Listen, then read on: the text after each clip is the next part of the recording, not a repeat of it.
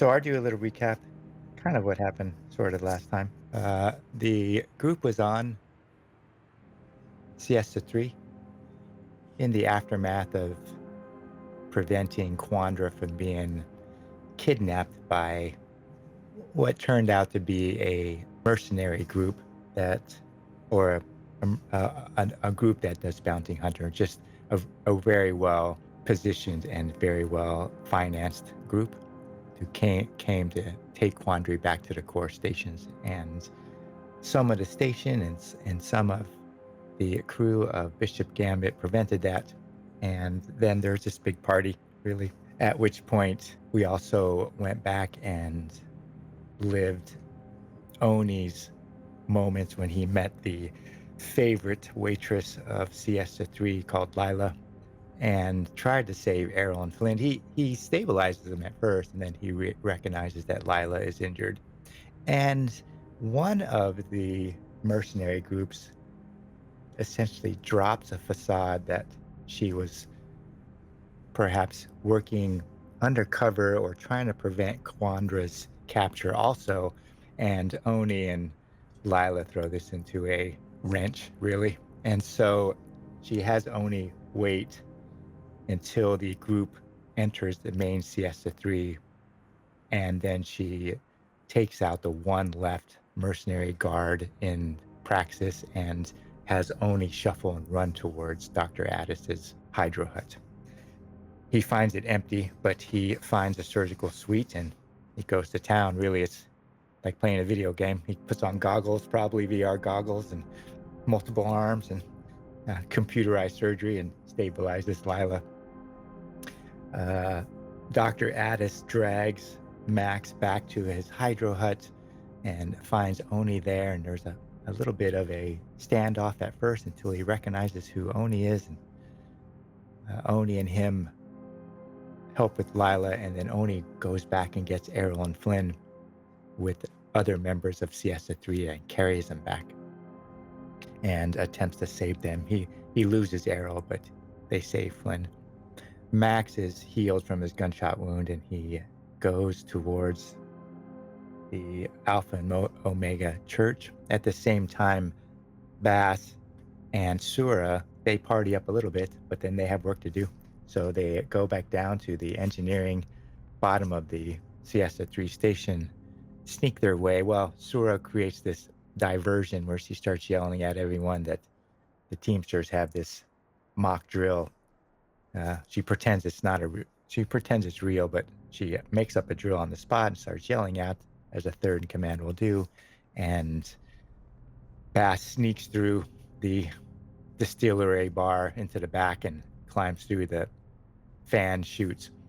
He's noticed because he just can't keep his hands off the liquor that's on the tables that is being abandoned. Really, it's, they're open bottles and it's free. So he is seen by another Teamster, but he doesn't realize it, and he crawls through that space, and he eventually saves the day. And this disengages Sura's mistake on the virus bomb, even though he has the wrong schematics that he got from Black Sky a little bit earlier. He realizes that they're the wrong schematics and makes a save and shuts down the countdown of the virus bomb, or the leakage of pressure. At the same time, Harm is somewhat partying it up in Quandra's bar, the Rowan Genizdet, and Quandra asks her to keep track and maybe watch the boards for her name, but she doesn't think this mercenary group is going to tell anyone because they want the money for themselves. Why let it out? But sooner or later, maybe her name will follow up, and she asks Harm to perhaps keep an eye out for her. And there's probably going to be other attempts. Harm doesn't stay too long. He decides to return back to the Hydro Hut and Max, but they kind of meet in the middle distance, and Max and her proceed to Alpha and Omega Bar. Harm also meets a member of Nichols' crew, and let me pull up his name again. She meets. If I'm remembering correctly, it's Swint. Yeah, Swike. She meets Swike, and Swike is this really fast talking fast-talking pilot wannabe, and he asks Harm if, seeing that Harm was helped defray the violence and have the mercenary group leave, if Harm would, was for hire and wants Harm to help him do this job. And he tries to interrupt Harm and Max as they're going through Alpha Omega, but Harm tells him to wait outside. At the same time, Oni comes back, and eventually he makes a connection with Dr. Addis. Max makes a impromptu, probably mistake, and calls Dr. Addis Dr. Rizal, because he's kind of out of it, and Dr. Addis seems to know Dr. Rizal. And in the end, Oni and Dr. Addis are in the Hydro Hut, away from the pristine, clean surgical suite, air full of smoke, amid the greenery and of their and going over botany. And he gives Oni this product called Whetstone, which increases intelligence, but eventually they get a little bit loopy. And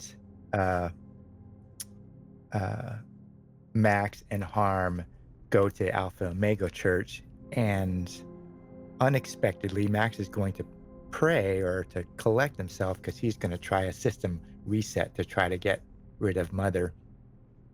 And the Father Cambria, who's in charge of, or the father of the Alpha Omega Church, recognizes Harm's name and then looks at Max and says someone is waiting for him. And they eventually meet an old hyperspace raider who turns out to be Jessica Elizabeth, just ancient, 100, 105 years old, who talks to him about rescuing Roscoe in the spire, in the spire of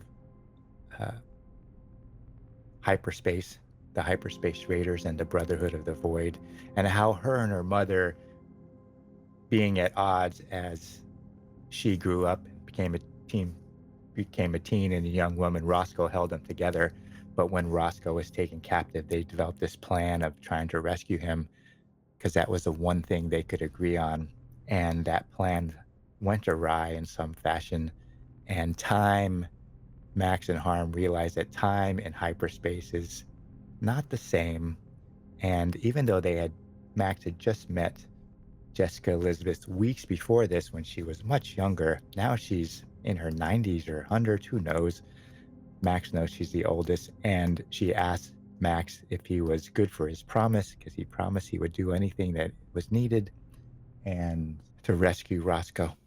Harm recovers Jessica Elizabeth's red hyperspace armor, and she asks Harm if he ever meets her brother to tell him she loves him. And we kind of left it off there. Any questions or additions? No. What do you mean when Harm gets the armor? Like the actual armor? Yes. Harm decided to take Jessica Elizabeth's hyperspace raider armor, this red, the red kind of beat up armor. I'll show you a picture of hyperspace raiders that they had met at one part. So it's this kind of red armor with the helmet, interactive breathing receptacle. It covers them completely while they're in hyperspace. And Harm decides to take Jessica Elizabeth's armor as he's preparing her for the final ritual of Alpha and Omega, and they're wrapping her up in this kind of black gauzy material. Any other questions? No?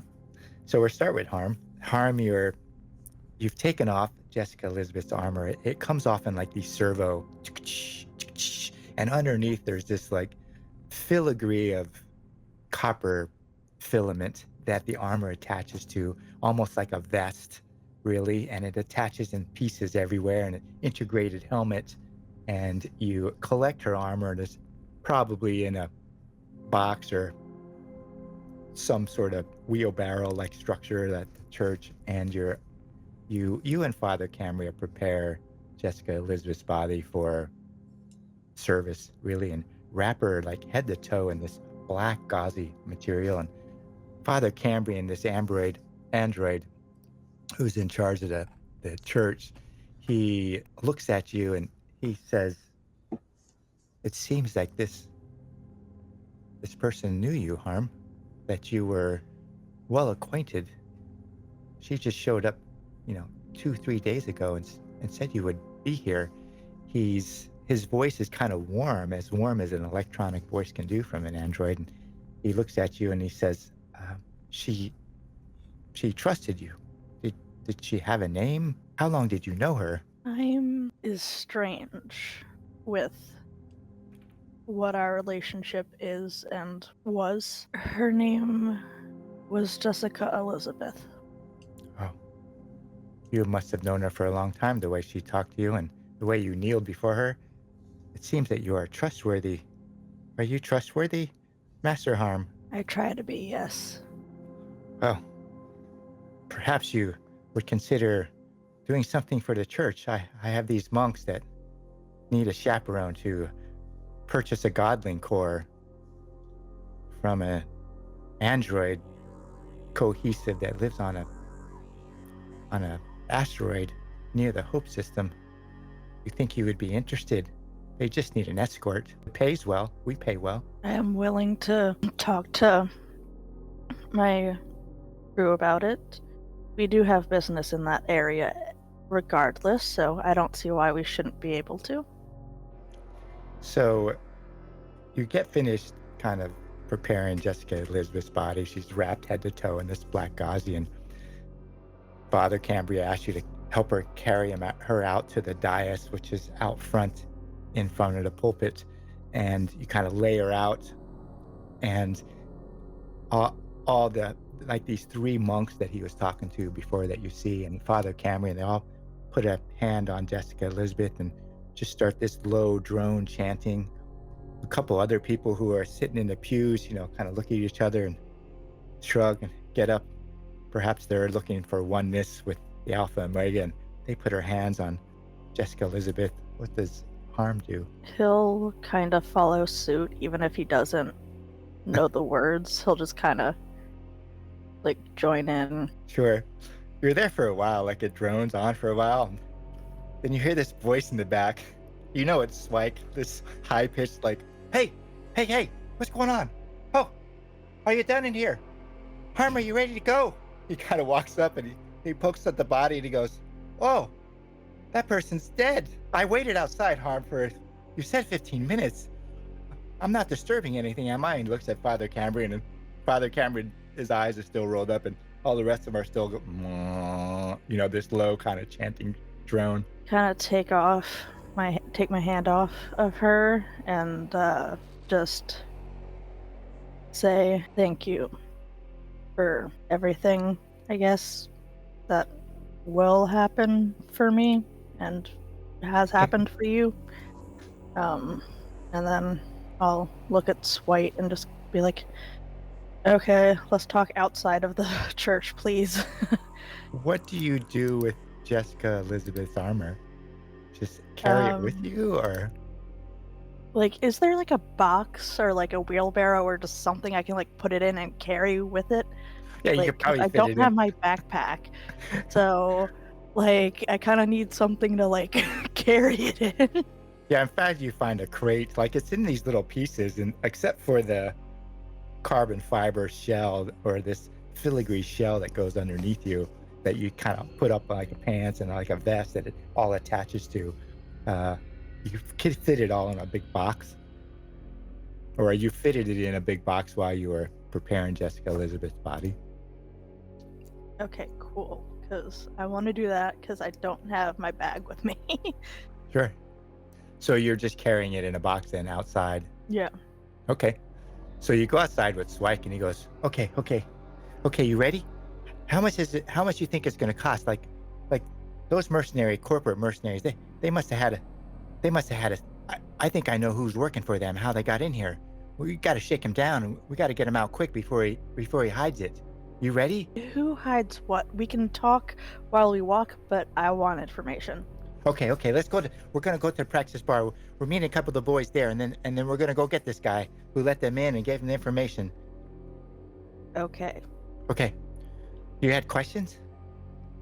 I would like to know what kind of situation I'm getting myself into with this. More so if I'm dealing with a Teamster, another Marine, that kind of thing. No. Um, He's Cobalt, who's out by the docks, and he has this little shop that he sells everyone stuff so that he takes away business from the inside, and no one has to come in through the practice bar. They go in through it with their suits, and you know his shop is right off the loading bay or the docking bay. got it. He has to be the one. Is He's sketchy, and we have a lot of information on it in our secret. I mean, I didn't say that. You didn't say that he's sketchy, or you didn't say that he Oh has no, information? he's sketchy. I didn't say that we have information in our secret file. Well, damn it, I said that Got again. it, got it. Trust me, did not hear anything. I will probably forget in like 20 minutes. It's fine. Okay, you're walking down the hallway, and you come to the T in the airlock, and it's a shame, our two biotechs were shot. This man should pay. Cobalt should pay. We're giving him information. Come on, we're meeting the boys in there. You have any other questions? Drew and Ball are waiting for us. Is it safe to assume you want discretion with this, or are we Hell no, not if we need to. okay? We bund them up and stick them out an airlock. We'll have to wear our suits anyways, because, well, there's no air out there in Cobalt's shop. We got to go into his shop and into his airlock and inside it. But we got to go out practice into the docking bay and put on our gear. And then, are you gonna wear that red stuff? I am going to put it in the locker where I have my gear, swap my gear out, and I'll deal with the red armor later. Okay. So you enter the practice bar. They're doing cleanup. Really, they're still cleaning up blood on the floor from Errol and Flynn and Lila. But luckily, Lila's alive, and they haven't really heard that Errol isn't alive. But at least Lila's arrived. And Swike brings you over to these two men, Drew and Ball. Drew is this small, kind of ferrety looking man, and he's wiry. He's missing like part of his nose on one side, and he looks like he's just had a hard life, like parts of his hair, and they're suiting up into their gear. And he just kind of looks over and he nudges Ball. Ball is this huge, giant brick house of a man, and he's just putting on his gear, and he's humming atonally, and he's putting on his gear. He has this huge kind of rifle on his back, and he looks up and he says, "Swike, who's this?" He looks over at you. "Who are you?" Oh, wait a minute. I know you. You were at the party. Someone said you did stuff. I was there. Yes. Out of character, his name is Swike, right? Right, so you have one who's Swike, who just brings you in, and then you have Drew and Ball. Drew is a thin, ferrety guy with half a nose, and he just looks at you fidgety. And Ball is this huge dude. He's probably half a head taller than you, and wide and muscular, and small beady eyes and a big brow, and no hair on the top of his head, just huge. He's missing 3 of his teeth on the right side. He's got a personal pulse rifle that's sitting up against, the lockers, and he's putting on his gear to go back out into the docking bay. And he's the one who asked you. I'm gonna ask you, as the person running the game, to say the question, Sure. because I have a feeling that if I ask in character, Ball is not exactly going to be so receptive to that. Huge guy, and he kind of looks at you, and he first says, "Hey, who are you? Swike, why did you bring that?" And then he goes, oh, wait, I heard you. You were involved in the thing, weren't you? I was indeed. You any good? Well, I've lived thus far, so I'll say that I'm good at surviving at the very least. Have you tried the death zone? The death zone. He points over to this huge VR capsule. Have you tried the death zone? I got the high score. Ah, well, this is my first time here, so I have not. Well, I got the high score. No cheating there. No cheating in that combat sim. Wouldn't dream of it. So, Harm, you open up your locker and you store the red armor inside hyperspace gear and put your gear on to go back out the locks into the docking bay or loading bay. Yes. Okay. First, since you were communing with Father Cambrian and Jessica Elizabeth, make a stress roll. And you could remove at least 2 stress, plus if you succeed your roll, the extra stress. Okay, so where's the stress roll again? So you just make it's probably a sanity save plus, it's probably just a sanity save stress roll. Or body, you can make a body roll. Make a body roll. That's the best one. Okay, I was gonna say, I was like, if I do sanity, it's not gonna go well. Oh Okay, dear. so you don't get any stress for that, so you can put your stress back to 8. You Okay. just you relieve 2 stress, so your stress goes down by 2 just in talking to Father Cambrian and preparing Jessica Elizabeth's body and participating in that moment. But for whatever reason, it doesn't relieve any more stress than that extra 2, and you kind of gear up, putting on your hab suit to go out through the airlocks into the docking bay with Swike, fast-talking Swike, who you met first, and Okay, so Drew I just and want to Paul. make sure, does my stress go down to 6 or does it stay at 8? No, it goes down to 6. Okay, just wanted just to make sure before I... Yeah, I just had to Just make like the close roll up to to see this. if you lost extra stress. Okay, just wanted to make sure. Sure. Bass, we fade out and we fade into you at the distillery, probably, because that's where we left you, drinking a bit before you decided, how the heck am I going to join this crew on the Bishop Gambit after you met with Jirth, the icon of the Teamsters on Siesta 3. What is Bass planning? Out of character, did we ever start working on the repairs in the ship? Vasco is working on the repairs. You know that Vasco works. You probably work on repairs on occasion when there's a lot of work to be done and money to be made by the Teamsters. You may go out and help Vasco in the docking bay. You know Vasco's in charge of the docking bay, and he does a lot of repairs on ships, but obviously he's only got 2 hands, so he's probably working on repairs on the Bishop's Gambit. You probably know the Bishop's Gambit needs repairs of some degree, but haven't necessarily seen their ship. Okay. After, drinking a couple rounds, I guess he'll take a look around. Is Vasco in the bar? Let's leave that up to Mystic. Leave it up to Mythic. I didn't plan if Vasco's in the bar. Is Vasco taking a break? I'll give it 50-50. No. You look around blurry-eyed, and you don't really see Vasco there while you're in the bar. First thing, you relieve 2 stress just from sitting there, but you have to make a body save not to have your drinking affect your for the next few hours. Probably not working. Let's see. Okay. What I roll? 37. Just But I drop 2. Drop 2, you gain drop- 1. you drop 2 stress, but you're at disadvantage for, or make it speed. You're disadvantaged for speed. You're just a little wobbly, Okay. So you don't see Vasco there. You've sat at the table.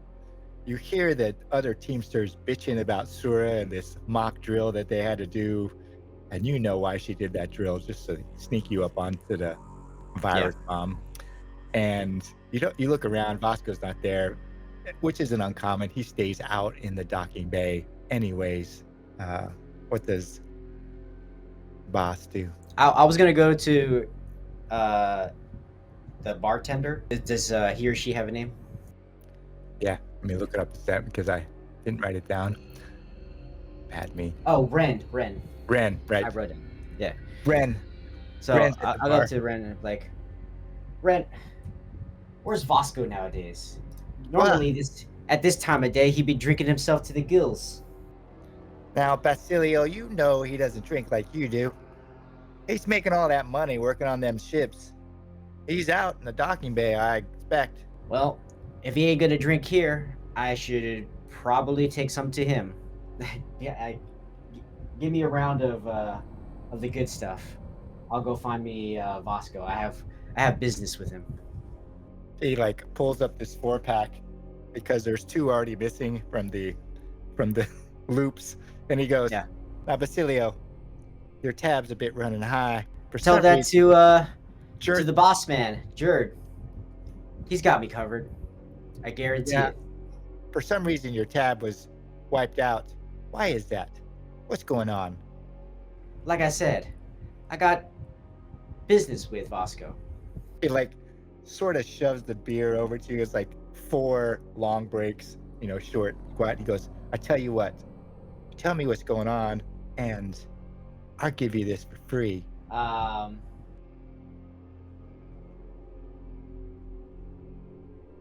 This stuff, Ren, you couldn't pay me to take this off of you. Oh, hell.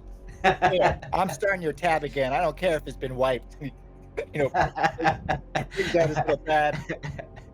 Get out of here. Don't stumble. Good seeing you, Red. I see you around. And I'll take the beer and just kind of walk out. So you're going to go out to the docking bay? Yeah. While I'm walking to the docking bay, I'll probably drink like one. Yeah, the docking bay's in vacuum. That would be really impressive, Bass, if you could do that.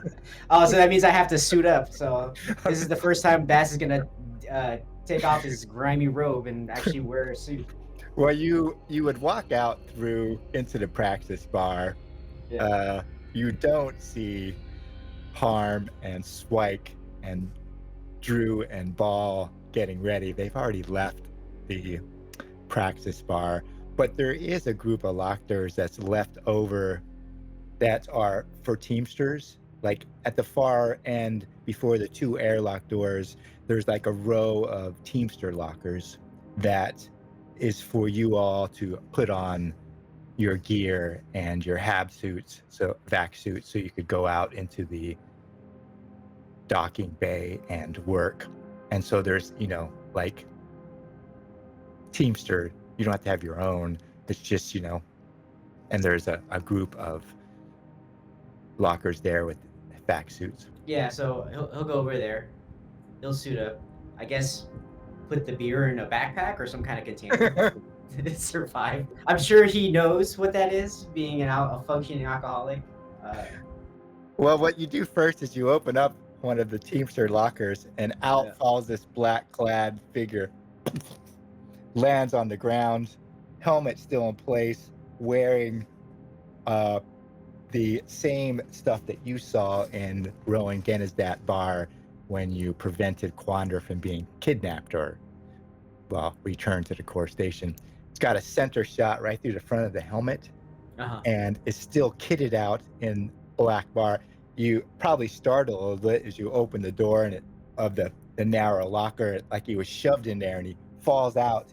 You hear a couple of voices go, "Hell, Basilio, what's that? That's one of those black-clad guys. What was he doing in there?" I think Basilio going from basically one issue to another before he would respond, he would just look at the body, look at the people who was talking to him. He would put up a finger, light a cigarette, take a big draw, and here we fucking go again. Let it out. Yeah, by the time you get to your 3rd exhale, you got like 4 or 5 people around you looking at it, you going, "How much you think that uniform is worth? That's some high-speed armor. Here, I'll take it." Yeah, you do that. Oh, But good. before, do we got any cameras in here? Who the hell stuffs a body in a locker?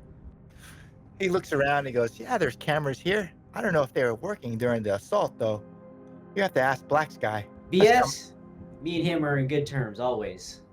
Well, he might be able to sort it out for you. I don't know. I was minding my own business, my head down. The rest of us were too. We didn't want to get shot like Arrow and Flynn or Lila. Luckily, Lila's still alive. Yeah, you think this is one of the mercenary types that came through earlier? It looks like it. I mean, that looks like a fresh shot. Look, it's still dribbling a little bit out of his helmet. Or I guess What it are they could be. doing here in the docks? This is the area before the docks, right? Yeah, the practice bar. So there's the practice bar, and then there's 2 airlocks that lead out into the vacuum of the docking bay. Uh-huh. Listen, I don't got a good feeling about this. You armed? He goes, well, we got all our weapons down behind the bar, but I don't think we're needed for him. Unless you think they're going to come back? We better call Nickel. Well, I was on my way to the dock to go find out to handle some business with Vasco. Since this incident was along the way, maybe they're ahead of us and the trouble's just looking for us.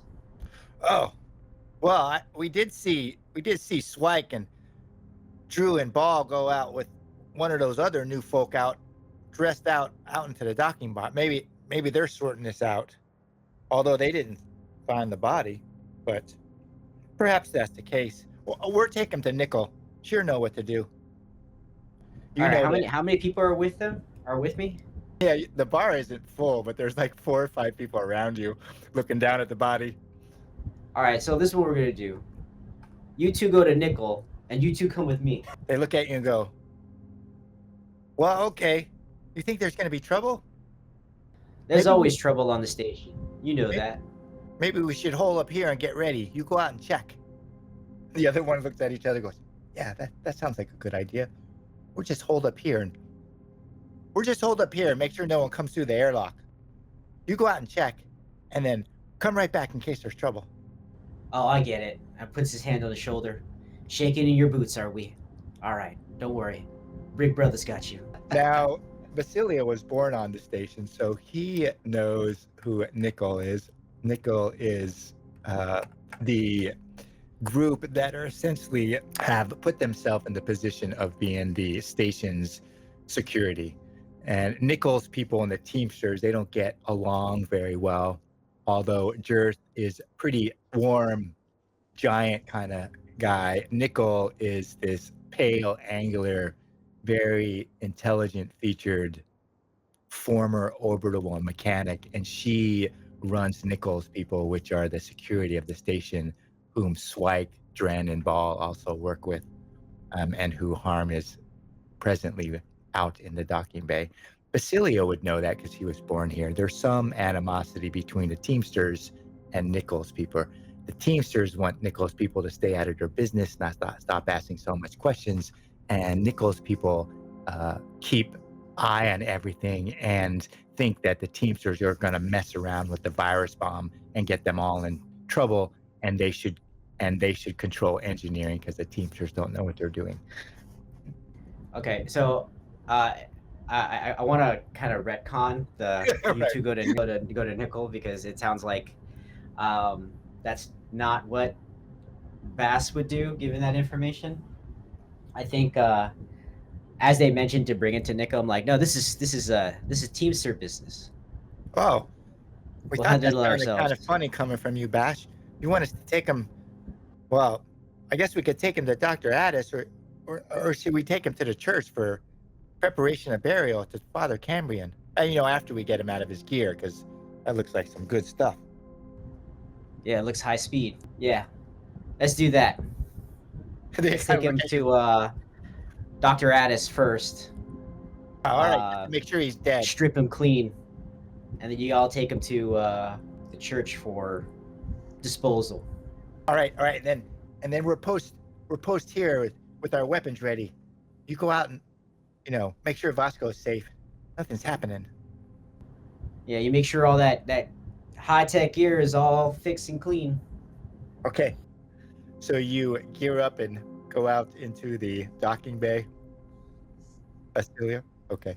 Back at Dr. Addis's shop, Oni, you're sitting in this haze of smoke with Dr. Addis. He's laying in this kind of half hammock, and you're in this old kick-out chair, feet up, kind of recovering from whetstone, and you Maybe kind of maybe it's a beanbag chair. right feedback there. You're, you and Dr. Addis have kind of made a connection. He's a fellow health scientist, botanist, renegade, herbal master, and you have a lot to talk about as you decrease stress as you're sitting there smoking some blue leaf. First, make a probably body save. You can make any save. Well, make a sanity save, and you're going to reduce at least 2 stress as you kind of recover there. So you actually reduce 3 because you made your sanity success, but you only had 1 in the ones pile.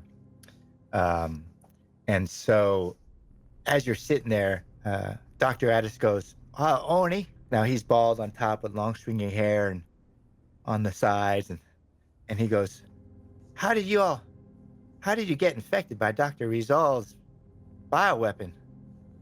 Dr. Rizal, he's a fine, crazy virologist. He made some incredibly dangerous and beautiful things. No wonder he was on the run. Is it true that you're infected? Yes, very much so. Dr. Rizal actually infected himself defending the ship. And while we were trying to come up with a vaccine for it, unfortunately, Dr. Rizal didn't think very much ahead, and we were unable to do so. And while I was doing lab work, I also contracted this disease. He looks at you and he goes, Well, how long you got? It took Dr. Rizal very quickly. I don't know how much time I have left. I do not think at this point I am infectious, but one never knows. He scoots back his chair a little bit and he goes, Well, Max said, if, I help you out, maybe use a surgical station and our advanced capabilities, our 2 minds can put together to perhaps we can beat Dr. Rizal at his own game. It might be very difficult, but if it's true, that, I help you out and you'd perhaps help me out with my problem. And what is your problem? Well, my love has gone missing. He's a scientist on Idalia University Minor. I haven't heard from him in a month, and Max said that you'd go figure out what the heck's going on. I'm worried about him. Where is this location? Plus, in the Hope system. Many light years away? Well, it's hyperspace jump. I think he tells me it takes him about 13 days or 17 days when he comes visit. We may be able to then. Yes. I don't know what our schedule is currently. Well, if I help you out so you don't die, I think that should be a priority, like the priority. Yes. There, of course, have been people who have died. What is your concern? What is your love? What is their name? His name is Falsey. Falsi. F-A-L. He would send me messages at least weekly, sometimes every 3 days. I would see him like every other month. He was going on this, I don't know, some sort of site. He messaged me last, but then I haven't heard from him. A month, I think, month and a half.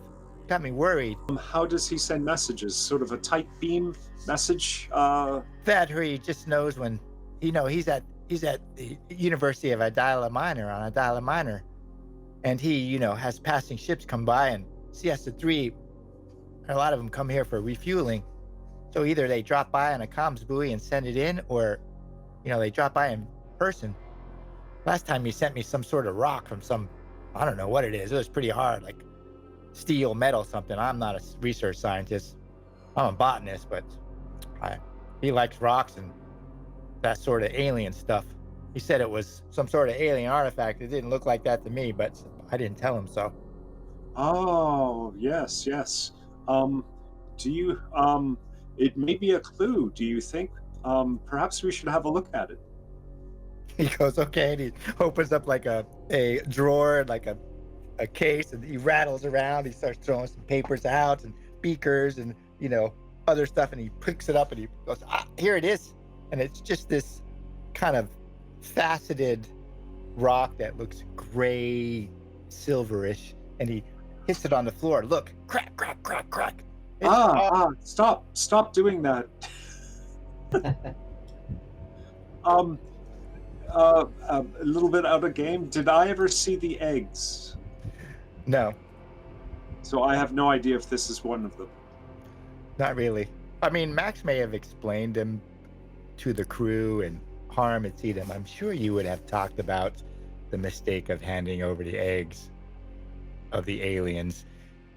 This doesn't quite look like that, at least by description. It's not iridescent. It doesn't have this kind of shimmer. This is flat, like, flat gray, dark gray, metallic kind of looking, but it doesn't have that kind of iridescent shimmer that the eggs had. Okay. And it's not really hexagonal like those eggs. It's just more faceted all over the place, irregularly. Okay. So more sort of a more random, Yeah. other than regular composite. It's more randomish. Okay. I'll ask if I may look at it. Yeah, he hands it over, and think that'll help? He just gave it to me as a present. Well, I mean, what other message? What message was associated with it, and how did this get here? You said somebody couriered it to you. Oh no, he brought this for my birthday. Oh, how long ago was that? Well, 6 months, 6 six months. and a half months ago. And the last you've heard from him was a month ago. Yes, he should have been in by now. He said he was coming to see me in 2 weeks. And that was 2 weeks ago?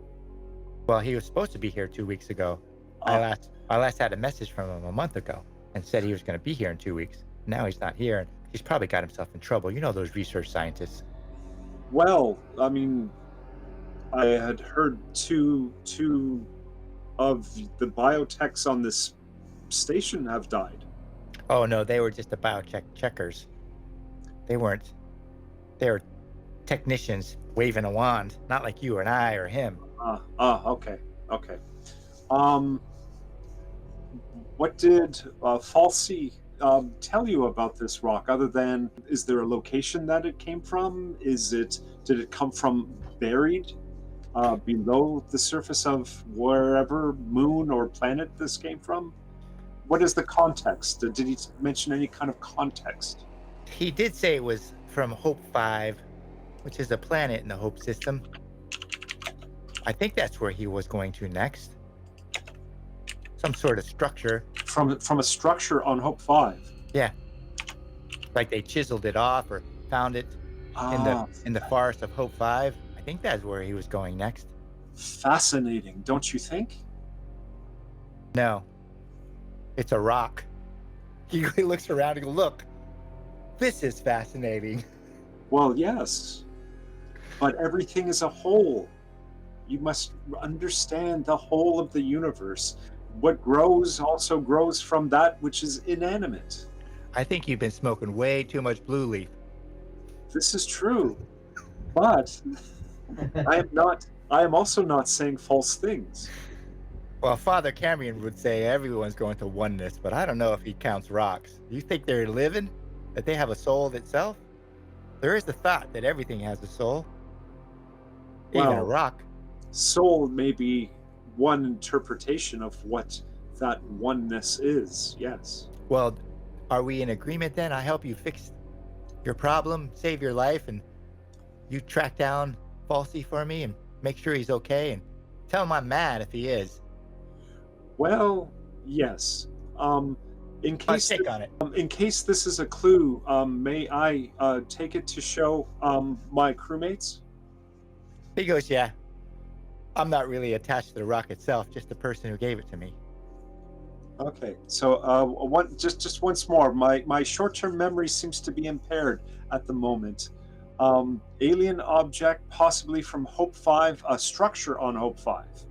Right, and in the Hope system, but that's not the same place. He works for he's a scientist at the University of Idalia Minor on Idalia Minor, which is also in the Hope system. Okay, perhaps you could write that down for me or copy a Dahlia minor. Okay, copy and paste, maybe. I put it in chat. Okay. Can you describe Falsey? Will I be able to recognize him easily? Oh yeah, he's got this flowing dark black hair and this long kind of chiseled nose and high cheekbones and narrow lips. He's fantastic. You'll know him right away. He smells a little bit like citrus and cinnamon. Okay, will do. How would I smell him though if I was in some kind of a vac suit? You wouldn't. I wouldn't know. So longish hair, hawk-like nose, chiseled good looks, and Yep. smells nice. Yep. Spicy. Very spicy. Smells spicy. Does Falsey have a last name? Is that his nickname or? Falsey Germain. Well, Falsey Saint Germain. Falsey Saint Germain. Yeah, he doesn't go by the Saint all that. He thinks it's kind of weird. Well, we better get to work then. This may take a little while. The virus, yes.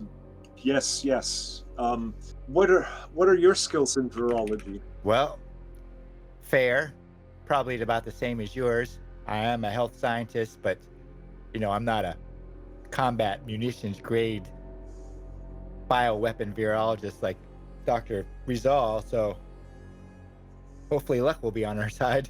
Well, fortunately, I do have Dr. Rizal's notes. Oh, that may help a lot. I would hope so too. Yes, Okay. and a fresh perspective, and perhaps a little bit more of your lovely herbology may in Right. fact inspire us.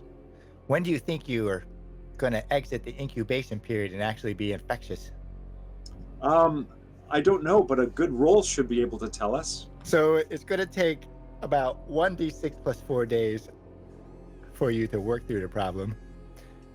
Roll that first, see how long it takes. Hey. 9 days. That's terrible. You weren't hoping for that, were you? We've got lots of time. You're going to, make a roll after 9 days of study and roll 1d6 how many days before you become symptomatic. Oh, that's not bad. You just have Nice. You just have 3 days to suffer. We'll figure out how that's gonna work and what's That's gonna easy. happen. No worries.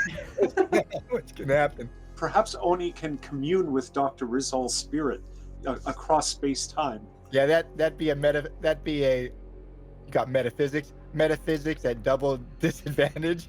Mysticism. I don't know. Maybe you could go talk to Father Cambrian of Alpha and Omega and see if the oneness, not necessarily. We'll see what happens. We're shift back to harm you, outfit yourself, store away your hyperspace gear from Jessica Elizabeth, and don your vac suit with Swike, Drew, and Ball, and you leave the double airlock of the practice bar into the docking bay proper and vacuum.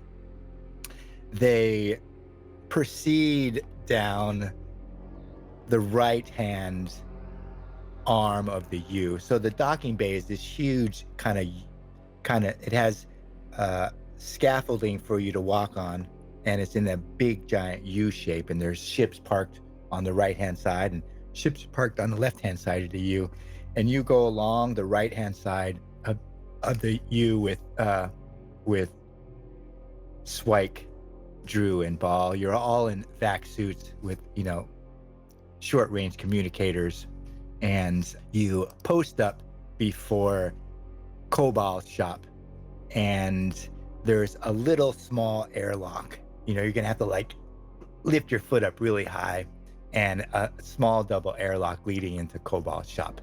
You can't really see it in there, but it has this kind of chiseled Cobalt shop above the airlock, and you hear this. Drew, Ball, and Harm, you ready? Ball kind of nods his head and pulls out his pulse rifle, and he lovingly gives it a little tap, and he goes, "Yep, we're ready. How about you, Harm? You ready?" Harm will just kind of nod after adjusting like getting his gun and adjusting it to a position he would want it to be in. Ball looks down at your little gun, and he's got this kitted out personal pulse rifle with down the stock it says Vanessa, and he goes, "Well, this is Vanessa. Hopefully you see how she works. All right, Harm, you lead in, and I'll be out behind you. Since I'm taller, I can shoot around you." Fair enough. I'm trying to figure out like how like Harm would like go in, like, because I don't know, like, 'cause I feel like in the situation, like everyone else is like guns blazing. You, while you're deciding, Spike goes up to the keypad, and above the keypad is etched into the metal, the code 6336, and he taps the code, and you see the airlock start the mechanism. All right, we'll get into the middle. We'll close the airlock. We'll get ourselves ready, let it purge, and then we'll go through the second one. Harm, what do you think we should do? Seeing as you've already been in this place, or, done this sort of thing. Out of character, I'm just trying to figure out what Harm would say in this situation. Oh, okay. I'll ask. Anyone have any rope on them? Yeah, we got some. We got chain though. What do you think works. you need? What would you need rope for? I mean, I can go over to the kit locker over there. There's a couple lockers. Chain works. Chain works if we want to get any information out of him without him putting up a fight. We use the chain. What's wrong with them putting up a fight? Well, we can rough him up a little bit. I don't mind. You hear Ball's like low atonal rumble. That sounds good to me. All right, so you cycle the first airlock door, and you all get in. Now the space between the first and second airlock is pretty tight. You're crammed in there, and the outer airlock door shuts, and then you got this red and green light. The red light's on, and you hear atmosphere being pumped into that space, and then the green light comes on, and Drew takes off his helmet, or starts to take off his helmet, and Ball says, "You think we should be doing that, or should leave our helmets on? This might be dangerous. He's worked for the mercenaries." If out of character, do the helmets like have like obviously they're see-through from like inside, yours, but is there like your an area where that like your what? helmets are high. Your helmets aren't high speed, so it doesn't have heads-up display or darkening, or it's just a routine vac suit. Okay. It does provide some armor. Okay. I'm keeping mine on in case anything happens. Better to have an extra layer. All right. Well, someone's gonna take their helmet off. And Swike goes, I'll take it off. I'll take my helmet off. Yeah. Takes off his helmet. All right. We ready to go? Harm, you in first. Ball, you in second. I'll go in third. Drew, you bring up the rear. Ready? He puts in the keypad. 1, 2, 3. Go, go, go, go, go, go. Obviously, I go in first.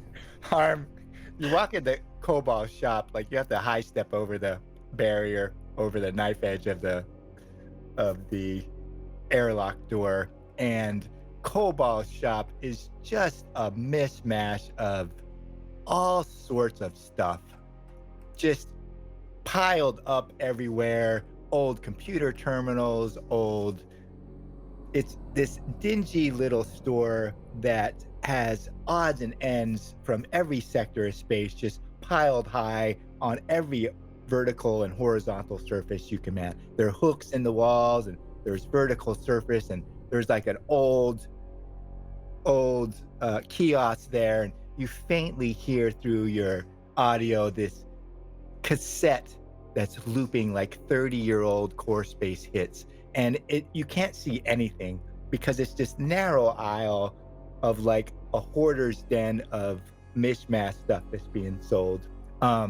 You see like guns that need to be repaired on a top level, and you see a number of different cubicles with cancer sticks that you can get to smoke, and they have little scrawled things that reduce stress if you need one. And you hear a voice, Come in, I'm in the back. Come in. We're open for business.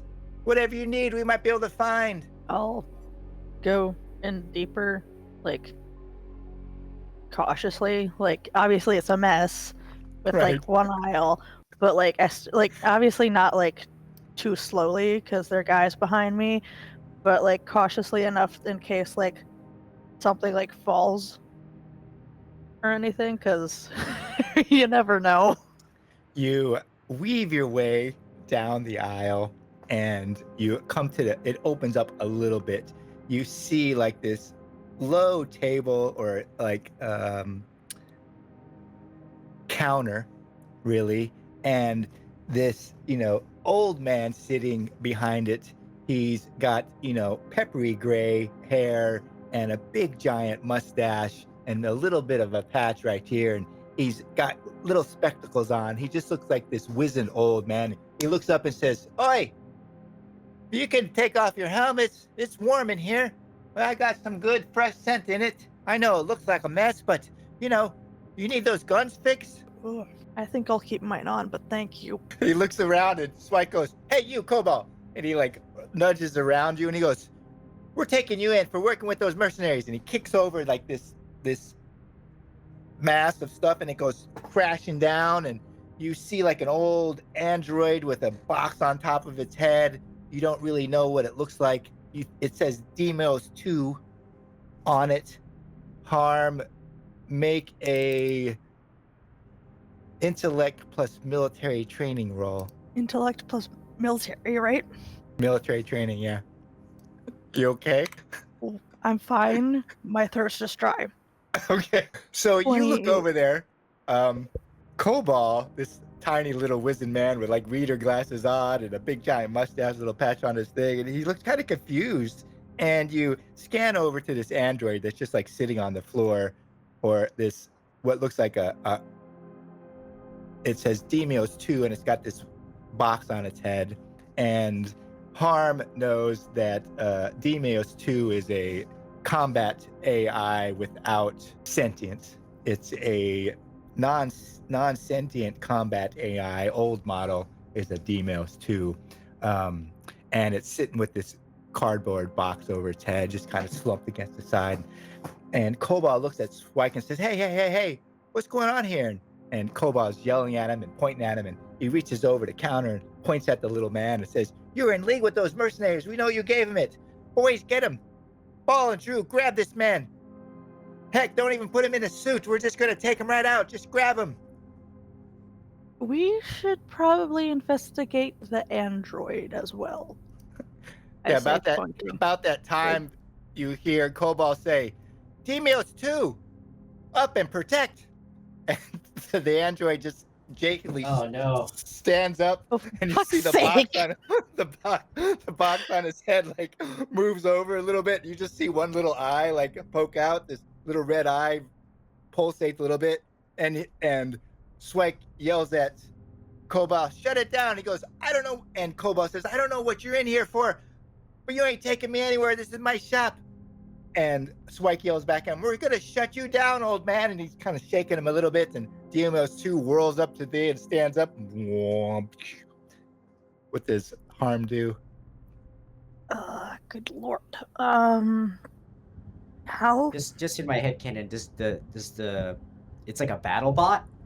Yeah, like a non-sentient combat. Is it weapons? Like, Yeah, does it have arms? Is it just like a bunch of knives? Like, it looks bipedal. It's got legs and arms, just complete steel. Harm would know that its weapons are inborn. It has little rocket fires and guns in its arms and scything blades through its fingertips. It's that kind of android, like personal protective android. Think of like a bodyguard android, but repurposed. The same way people are saying, assault rifles are for personal protection. Right. This is like a repurposed old military grade attack android that just follows orders. That's what Harm would know. Harm probably had seen those back in boot camp training, old style.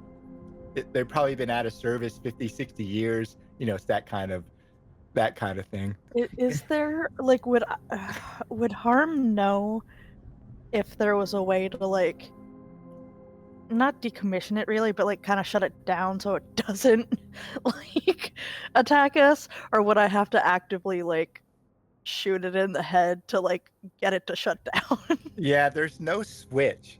It's keyed control. Once it's turned on, it activates under voice control and genetic control. There's no like on-off switch. There's not like a little button behind his head that you can just get lucky enough to go push it. No, it reaches up and grabs the box and just puts it down on his head, and you hear Cobalt shrieking out, "I don't know what you guys are in here. I have nothing to do with anything. This is my shop. Demios 2, protect." Okay, I guess I'll have to shoot it. I don't know. Like, it's either shoot that or shoot the guy.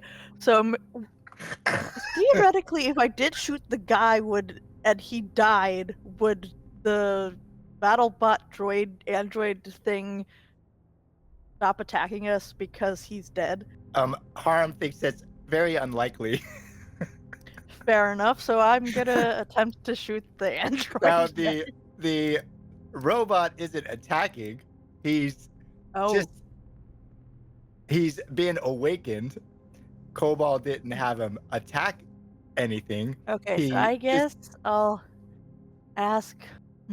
Okay, so I'm trying to think. Which one of them makes more sense to chain up? The BattleBot or the guy? Probably the bot, because it can still use its arms and kill us more efficiently than the guy. So I'll ask for the chain. So you ask for the chain from Ball or Drew, and Drew gives you the chain, says, "Watch out, these corporate goons, he's probably been working for him forever." You hear over the chatter, and Cobalt at the same time says, boys, take off your helmets. Let's talk about this like men. Take off your helmets. Swike, tell them to take off their helmet. I know that as Drew, and that's probably Ball. Who else would be that big? And who is this other one? Why are you in my shop? And Swike is still shaking him. Don't listen to him. We gotta take him out for questioning. He doesn't deserve any better. I'll just trying to think, because I'll kind of like put myself in a position where I can see both the guy Swike is manhandling and the android. And it's really tight. Like just like compress, I guess, and just like slowly make my way to the android. Like, okay, trying not to provoke it to attack us.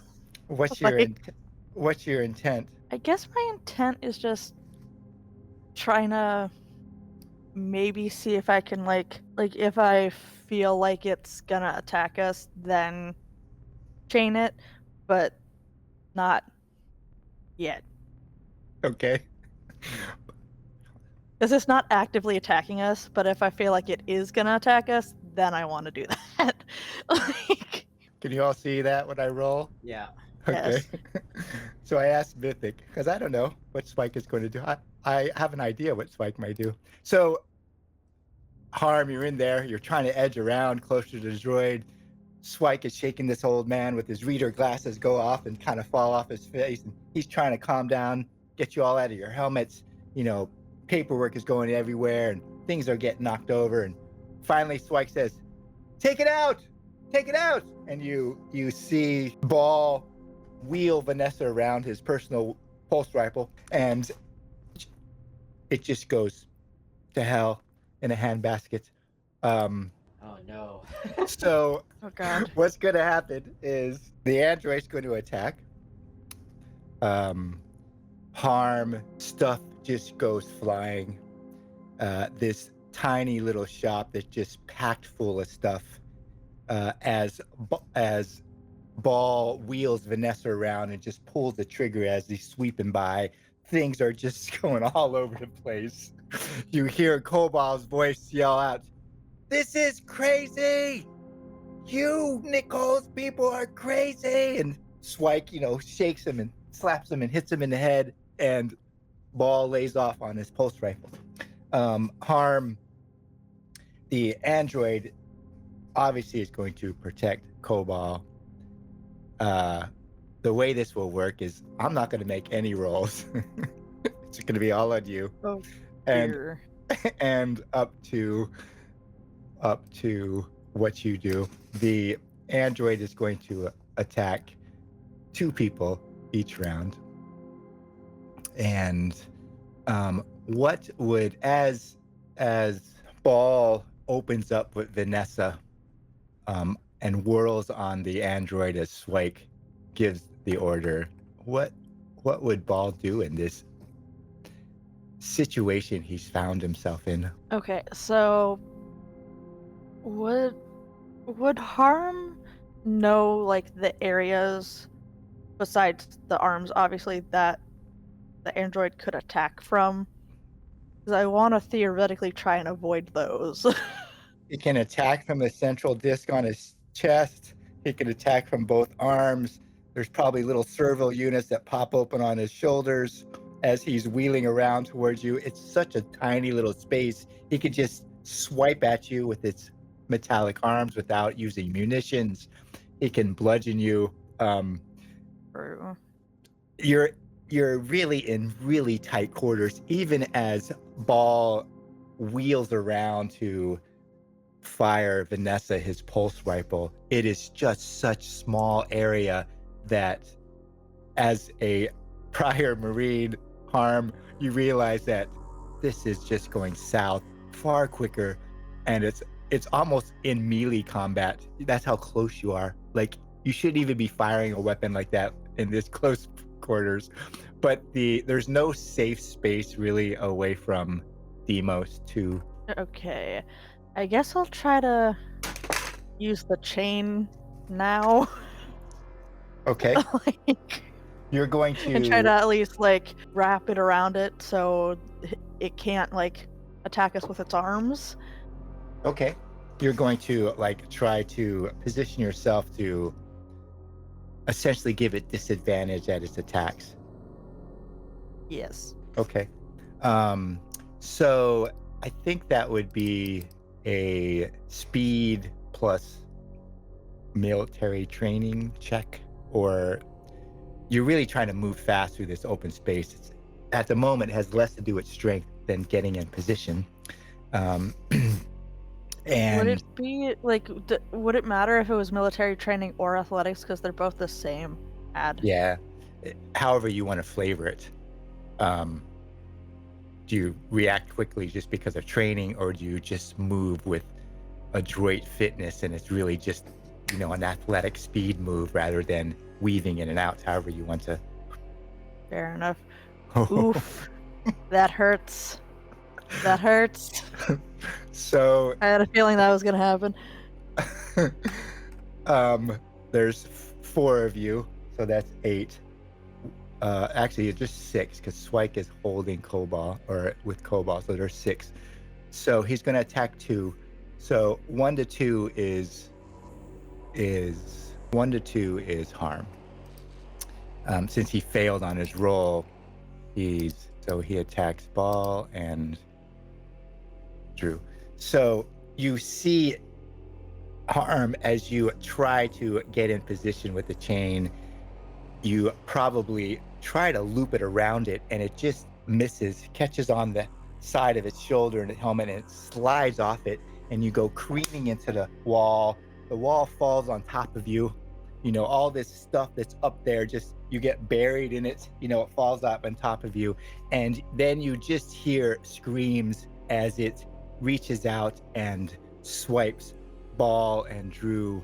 In the meantime, as you careen into this wall, trying to put the chain around it. At that part, okay. As you fall into the wall and stuff just essentially almost, you get buried in the detritus of the shop.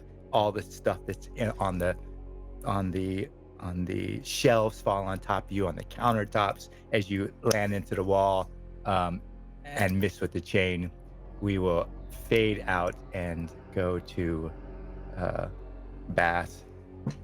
Bass, you gear up after sending them to take the body to Dr. Addis. And you're walking towards where you know the Bishop Gambit is. And on the right is Cobal's shop. The left gantry or walkway goes towards where Vasco and the Bishop Gambit is. And you're about even with Cobal's shop when you hear the pulse rifle of Ball go off. It's not hard to tell munitions as it reverberates throughout the center, even though they're behind two airlock doors. You hear sounds of gunfire, really, coming from the area where Cobalt's shop is, even though you're in a vac suit with hearing and communications. You could probably even hail Vasco as you're walking out there. But as you're walking out just past the airlocks from Praxis, you obviously hear commotion. You picked up by your audio sensors. That sounds eerily like gunfire. A pulse rifle lays out some sound that gets picked up. What do you think Bass would do as he hears that? Can I understand a little bit of the back history of Cobalt, at least in his relationship or Sure. their relationship to the Teamsters? So Cobalt is this small, bespectacled, shop owner that is really a Nix and Knack shop. It's out in the area of the dry dock or the docking bay because he's outside of the main space station of Siesta 3 as it was. He does a fair amount of business with spacers and those that come through that just don't want to go anywhere past Praxis, don't go within Siesta 3 itself. He sells knickknacks, he repairs gun and gear for half price, which may piss off some people that are in Siesta 3 itself because he's, getting a cut rate right at the docking station. But he's an older man, 50, 60. He sells knickknacks like cancer sticks and electronic noses, and he has an antiquated combat robot that is slow and sturdy. He rubs people the wrong way, like Nichols people. They want to take all of his stuff and put it in the charity stall and kick him off the thing so that they could get more business. Or he can't be regulated when he's out there as well from the security forces. He's otherwise an unassuming, relatively gentle, keeps his own business, treats Teamsters well. He works a lot. Vasco will bring him stuff to fix while he's out there. So he's like part engineer, part shop owner, part tech, this old man who's been on Siesta 3 for a while. But for whatever reason, Nichols people don't like him and would like to have him removed from the station itself. There must be some history that Basilio doesn't really know, but even when Basilio has worked out there, he's brought him trinkets to fix that Vasco or other teams just don't have time to fix. That's right. Okay, got it. So to Basilio, he's just a little man, Right. Minding his own business, staying out of the affairs of the station, So I think that's good enough. I don't think he wants to see neutral parties be caught in whatever drama. So I think he'll like rush to investigate where the fire is coming from. He's not necessarily a fighter, so he would approach it cautiously. I think you get a little buzz on your helmet. Yeah. Hey, Basilio, this is Vasco. I heard you're coming down to see me. How long are you gonna take? I'm over at the Bishop's Gambit. Boy, this ship is crazy. Its AI is crazy. I don't know, man. It's always looking over my shoulder. It just gives me the creeps. Anyways, there's a lot of work to be done. How long did it take? So while he's like listening to his phone call, he's like sort of sneaking. Just getting closer to the shop. Something came up just give me like a few moments. I'll be right there. I just need to go check on somebody. All right. Well, I'm on the Bishop's Gambit. Hey, and have you eaten? You mean drink? No. Yeah, I'll take a drink. Well, if you've been drinking, that's good too, because the craziest, I don't know, but someone made cupcakes. There's like 7 of them. I have no idea why they're here, but you know, if you need something to fill your stomach because you've been down at the distillery too long, I don't need your hand shaky. Okay. You know my hands don't shake when I drink. So you go up, Basilio, to the airlock door. The code is scratched in above the keypad. You obviously hear gunfire. What does Basilio do? My weapon is a crowbar. Well, that's fitting. You are a teacher. Is it? Yeah. So is there another way in that I know No, of? there's just one way into Cobalt's shop. So this is what I'll do. I'll announce myself. I heard a gunshot and I heard commotion. So I'll open the door, the airlock, and then I'll wrap my my crowbar against the wall frame, and I'll yell out. What's the guy's name? Vasco? No.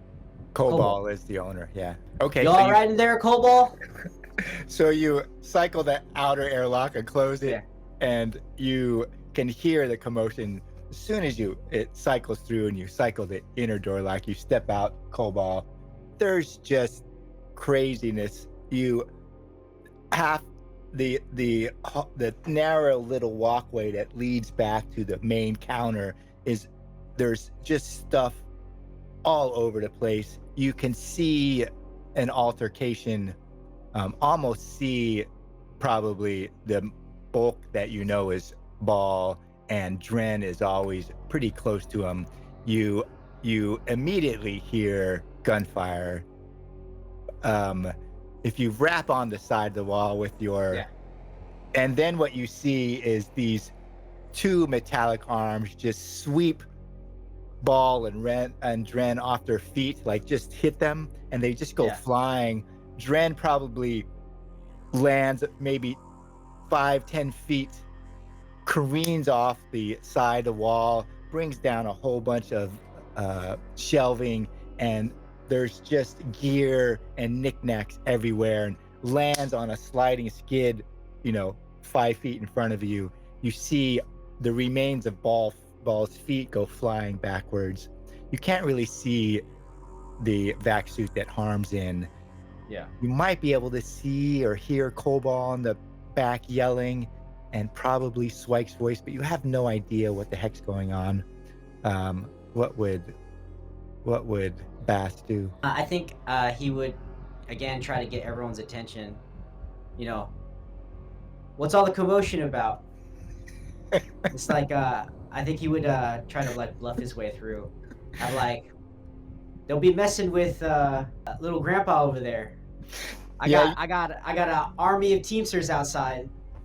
You better stand down. It's just a crackle of interference, and you hear Dren's voice come through. Basilio, is that you? Cobalt's in lead with the corporate mercenaries that try to take Quandra. His robot's gone rogue. You got to get in there. Hey, you got proof of that? And he's looking up at you. He's probably you're above him because he's on his back, looking up at you, and he goes, "Isn't this proof enough?" All I know is that bot, as old as it is, only activates in self-defense. You're just gonna stand there then? Fine. That figure, you're a Teamster. Damn right. Do it. I kind of just step. Like, do I see a gun on him? If he's on the ground. Can I? Oh keep yeah, it he's away probably from him? on the ground. He probably has a submachine gun. And he's scrabbling up to his feet and grabbing his submachine gun to get back up in the fray. His vac suit's been torn. He's probably got this huge dent in the top of his helmet, and it's twisted a little bit, so he has to pull it off. While he's in like a whole jumble, I'll just like kick the gun away from him so he doesn't have it.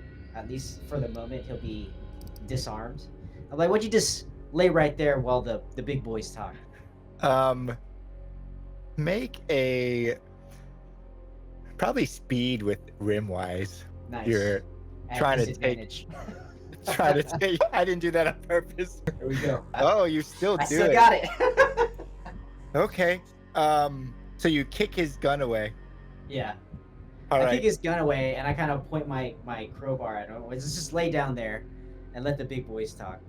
So you essentially take him out of the fight. That's your aim, Basilio. Yeah. Okay.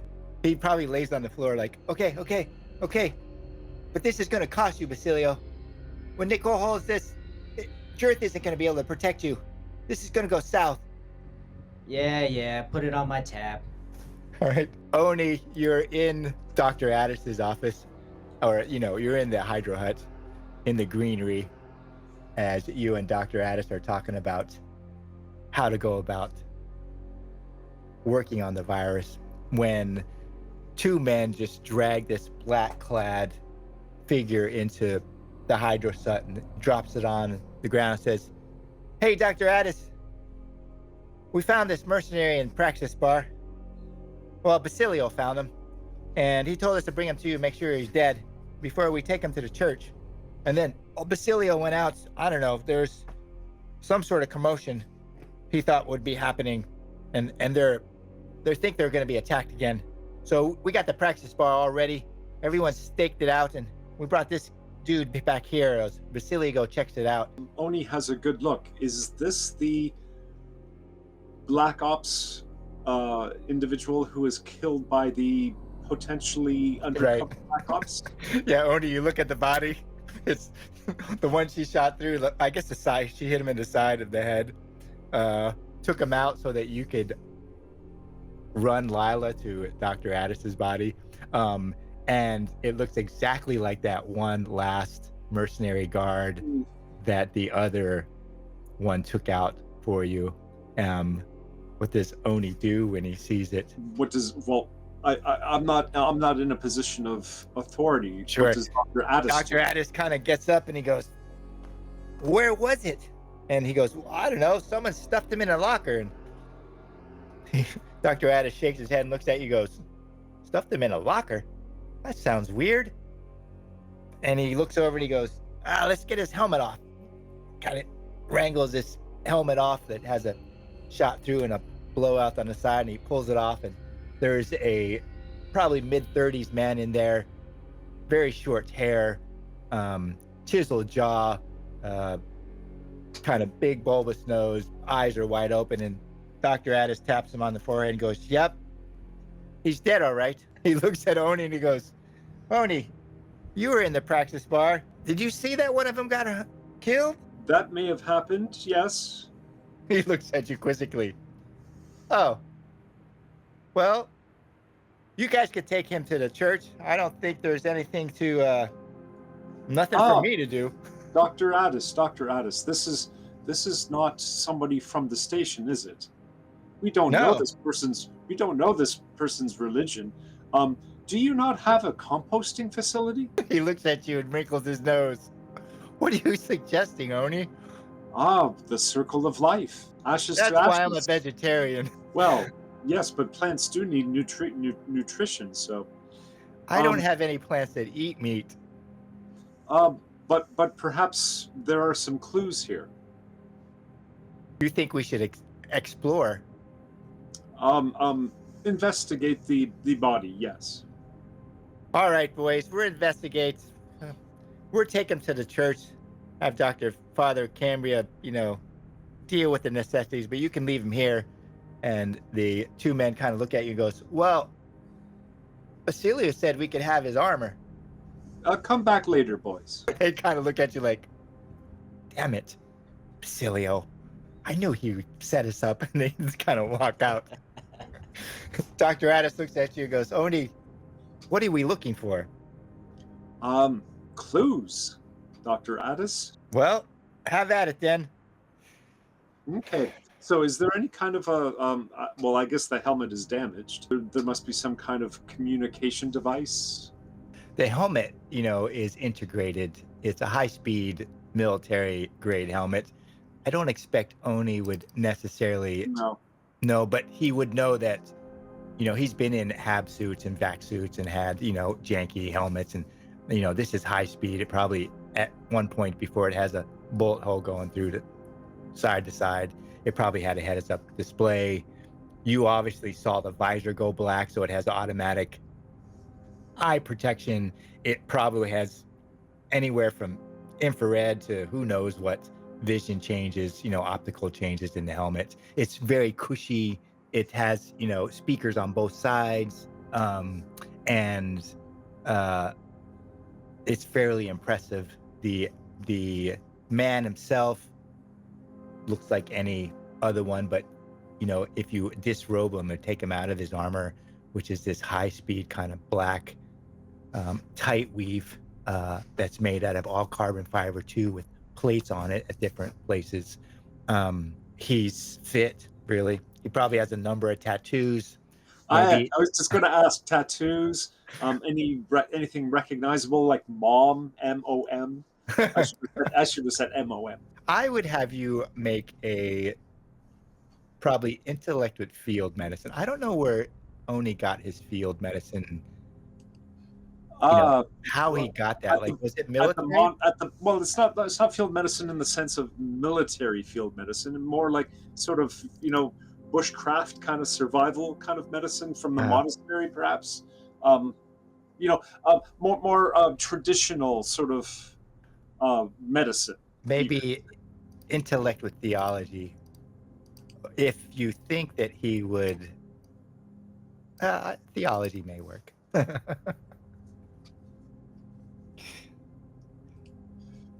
So critical failure. I'm trying to think of what loophole that is. That again. So he really has. How can you critically fail something like this? Oh, you anticipate something that's not true. You think you know something. Yeah, you think you know something that isn't true. Perhaps Oni. Perhaps he has some designator number, like subdermal designator number that Oni can feel along the right hip area. He feels it with his fingers, and he attributes that to a similar, in his past, mercenaries who attacked his ship. Like they're related or they're linked. This one here, he somehow feels. Perhaps he thinks that he's being hunted. Maybe. He's well. Hey, that goes along with the he's paranoid now. He feels these interdermal numbers and he clicks because perhaps when his ship was and he had to escape, he came across some of the dead mercenaries. There weren't that many because his order was wiped out, but that interdermal number, for whatever reason, even if it's not true, spurs this memory, this false connection that, oh my God, these are the same people. I'm the last one. They're out to get me. That sort of thing. Okay, let's work that one in. Yes. Dr. Addis looks at you and sees this look on your face probably. And he goes, "What is it, Oni?" He's also high. Exactly. Like, oh yeah, did you miss me saying that earlier? Yes, it feeds right into whole. He's probably super paranoid. What's wrong? You got this look on your face. Do you know this man? No, men. Well, no, not this one in particular, but men exactly like this with these kinds of things attacked our pilgrim ship, wiped out my entire order, and I was only able to escape because I was down feeding the plants. He looked at you and he goes, "Damn, they're probably still in the hangar then. You think that you better go tell a practice bar. Heck, maybe they're coming back in." He goes and he goes, "Leave that one here," and he goes in his thing and he picks up his two machine guns. He goes, "All right, you ready? Come on, I got a spare one for you." But I have my glue gun. He looked at you and goes, "That doesn't shoot bullets. All right, you make them slippery and then I'll shoot them." Okay. You slink down to the practice bar then, paranoid that you're being hunted, Oni? Sounds just about right. Yep. Okay. Back at Kobal's shop, Harm, you're buried under just a mass of trinkets and probably got hit by guns that need to be repaired and all manner of things. You know, you scrabble to your feet and things are flying off you. You probably just catch Demios 2 smack Ball and Dren, and they go flying east and west of each other. And you hear Demios 2 whirl, zzz, zzz, turns around because now you're the closest human. You hear Cobalt yell out, "This needs to stop!" What does Harm do? He's probably gonna like, knowing like kind of how this works and just how he's outgunned, probably just like, if he still has his gun in his hand and the chain in the other, he's just gonna kind of like put his hands up with holding the stuff and just be like, "Hey, I know I'm outmanned right now. Can you like redirect this guy? Because I'm not actively pointing anything at you. I'm not actively trying to hurt you. Can we like tone it down just a little bit, please?" So you stay on the ground then. Like put your Yeah. hands up, stay on the seat of your pants. Don't make any aggressive movements. Yeah. Yeah, I see Demios 2 whirl towards you. Zzzt. You see the shoulder plates elevate, toot, and this little like barrel points out and it stares at you for a minute. And then here's Cobalt scream and it whirls around, like the top half whirls around to the bottom half rolls around, like, toot, and the bottom half rolls around. And it starts walking over and it grabs Swike by the shoulder and just picks him up straight up off his feet. So he's dangling there. His feet are about 1 or 2 feet above the ground. He's yelling at Cobalt, "Haven't let me go! Haven't let me go, or this is going to be terrible for you!" And Ball is starting to scrabble to his feet and grabs Vanessa. Basilio, you're in the back, holding down Dren. You got your crowbar in your hand. You've kicked his gun, forward, probably into the thing. You see who's Harm in his vac suit, but you haven't met. And Harm is on the ground with his hands up, and Ball is scrabbling with his pulse rifle. Does Basilio do anything else as Demios 2 grabs Swike and lifts him up off the ground?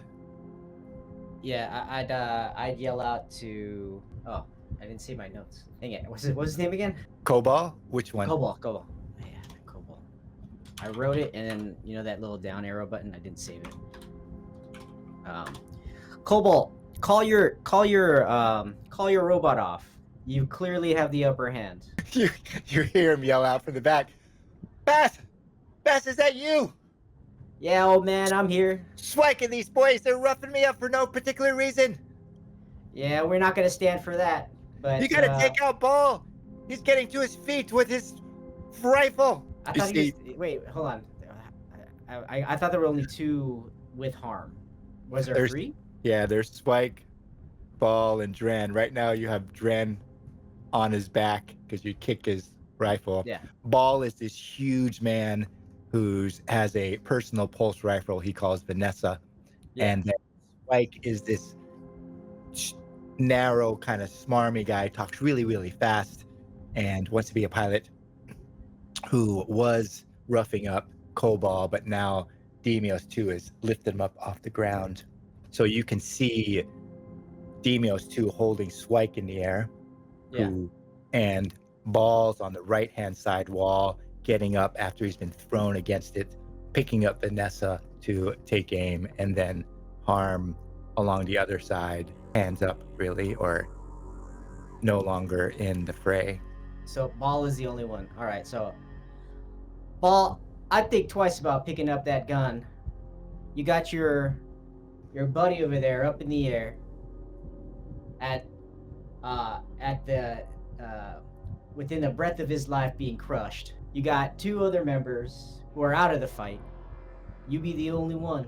And if I was a gambling man, and I am, I'd put my money on that BattleBot over there.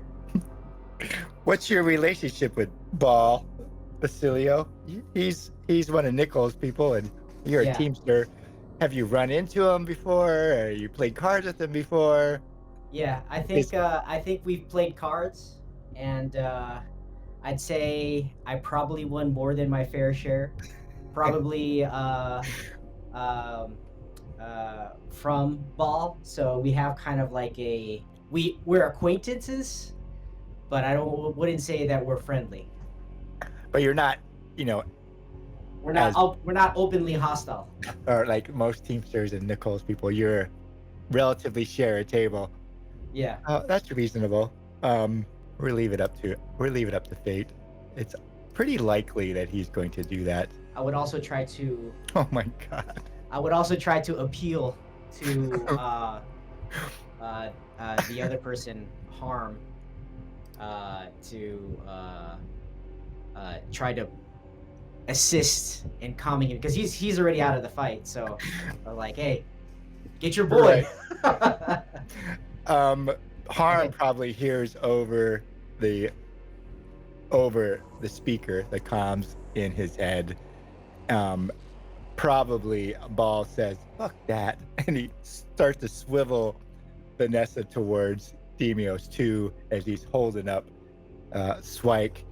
Harm, you see Cobalt, like the old shop owner, like scrabble and get into a corner as Ball swivels Vanessa towards Demios too and Swike. You hear another voice, which is Basilio, who you probably met. You probably heard, you probably know his voice just from the aftermath of preventing Quandra from being kidnapped.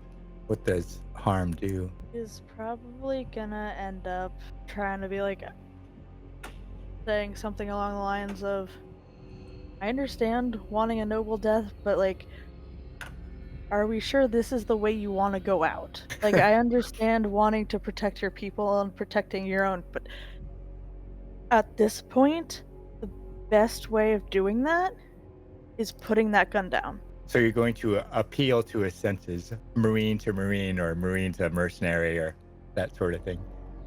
Yeah. Attempt, at least. I have no idea. Make an intellect with wilderness survival. Oh my god. Yeah, not working. Fucking hell, Alright, Jesus here we go. Christ. Here we go. Oh my goodness. Yeah, I don't think that works. Wait till Dr. Addison and Oni show up. They'll be right there. Might as well just fucking put that gun in my mouth, I guess. Like, Yeah, you just hear a snort. It's almost like a verbal sneer from Ball. Like you have no, like the way Harm would hear it was like, there's no, just being in the same place with Ball is not allowable. Like you call yourself a Marine, as he levels Vanessa and he lays off her round at Swike and Demios too. I'm gonna have to make a roll. Let's see. The He would probably composter's have going to be busy. a 40, or just make it a 45. Let's see if he even hits him. 2d10, 13. So Bass and Harm, you're on the ground trying to peel it. You hear this, snort, audible sneer from Ball as he levels Vanessa. You see his finger just depress the firing mechanism, and you probably see the gun go back a little bit before you really hear the pulse rifle go off. Basilio, you're in the back, and how does Basilio act when he hears that fire? I don't know if he's been in combat of that nature. You're in this tiny little shop. Just the firing of the pulse rifle knocks stuff off the wall. You see it hit Demios too and drag him back. You probably hear Cobalt yell out and cover his head as Demios too is driven back a little bit.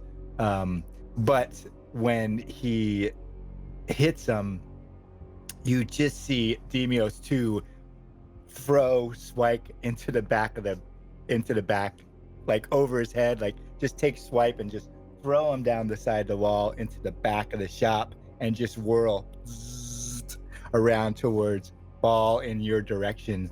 What do you do as that happened? I would first say you're fucking crazy, Ball. And I would fucking dive away from any kind of fire from this battle bot. I would immediately try to save myself. All right. I'm going to have you make a speed plus Wimrise roll. Not again. This is not good. I'm still fucking drunk. Oh my good rolls! I'm still doing it. Functional alcoholic. Oh my goodness. So what does that look like, Bass? As Demios 2 rolls towards you, you see both shoulder plates elevate and this array come out on both sides like those sprinkler systems, and it just does this a little bit to reset itself. What does Bass do? So do I have an idea of what kind of weapon is gonna fire? I think Harm does, but you don't. Okay. It's Okay, like, so I just know something bad is coming. So I think I would basically how do I do this? I kind of want to throw something in there for flavor because he is kind of drunk. I think because he's over, what's that other guy's name? Dren, and he's kind of drunk. He'll like lurch really quickly to the right and trip over Dren, and essentially do like a roll into a bunch of cover. trinkets, like yeah, like it's a bunch of like cover. old CRT consoles, come crashing down on top of you. Like he thought he would get further, but because he didn't have his wits about him, he actually tripped over the guy, and then he landed into, thankfully, the cover. Okay. Harm, as Ball fires his pulse rifle, Vanessa goes off. You see Demios 2 just take one or two stuttering steps backwards, and it just hits it. And he throws Swike, who goes screaming down the side of the wall, taking all the shelves down with him as he goes, and lands in this heap in the back of the shop. You can't really see. You see this array, that looks like a sprinkler system come out and just reset itself. You know exactly they're, seeking bullets. They just look for warmth, and you probably see out of the corner of your eye as you're sitting there, Bass dive out of the way. Harm, you're really close to it. Ball is, probably standing right up in front of you. You know that it's just going to lay out rounds all over the place. What does Harm do? Besides yelling out, it's looking for warmth, kind of just try and dive down into whatever's on the floor and get cover that way. Okay. Because if anything, he knows how to pick his battles. So, I this is think not it's how he wants to go out. a speed and athletics roll just to get free. So that would be speed plus athletics, yeah? Yeah, I think that's a speed athletics. You're just moving, trying to get out. Oh my goodness. Oh, you did. I thought it was a 90 Nice. first. I couldn't. Yep. Sometimes it doesn't let me see what it rolls. Like, it'll do the shadow of the dice, but it won't actually show what the dice is. And I'm just like, okay, whatever it comes up, and I'll just find out. So what happens is Demios 2 turns, this array, ammunition array pops out of both shoulders, and Bass goes diving into one section. Harm dives forward towards the countertop, and actually Cobalt grabs you by the back of your helmet, and just pulls you towards him. And you just hear him swearing, "Damn Nichols people!"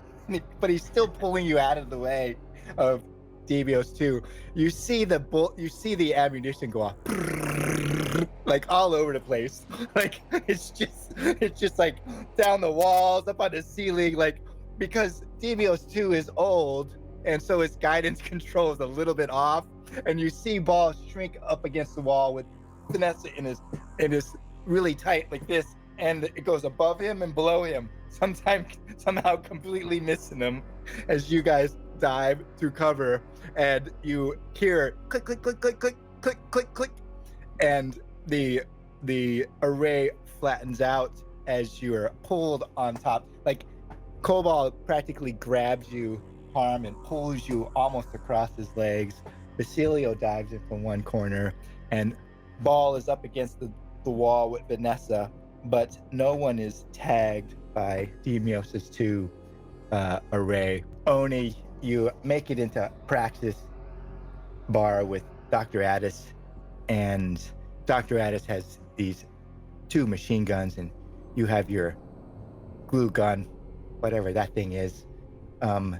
Dr. Addis looks at you and goes, "Boss, come in here." And there's like a group of tables that are turned over, and men and women are behind it with their own weapons. Some of them have shotguns, some of them have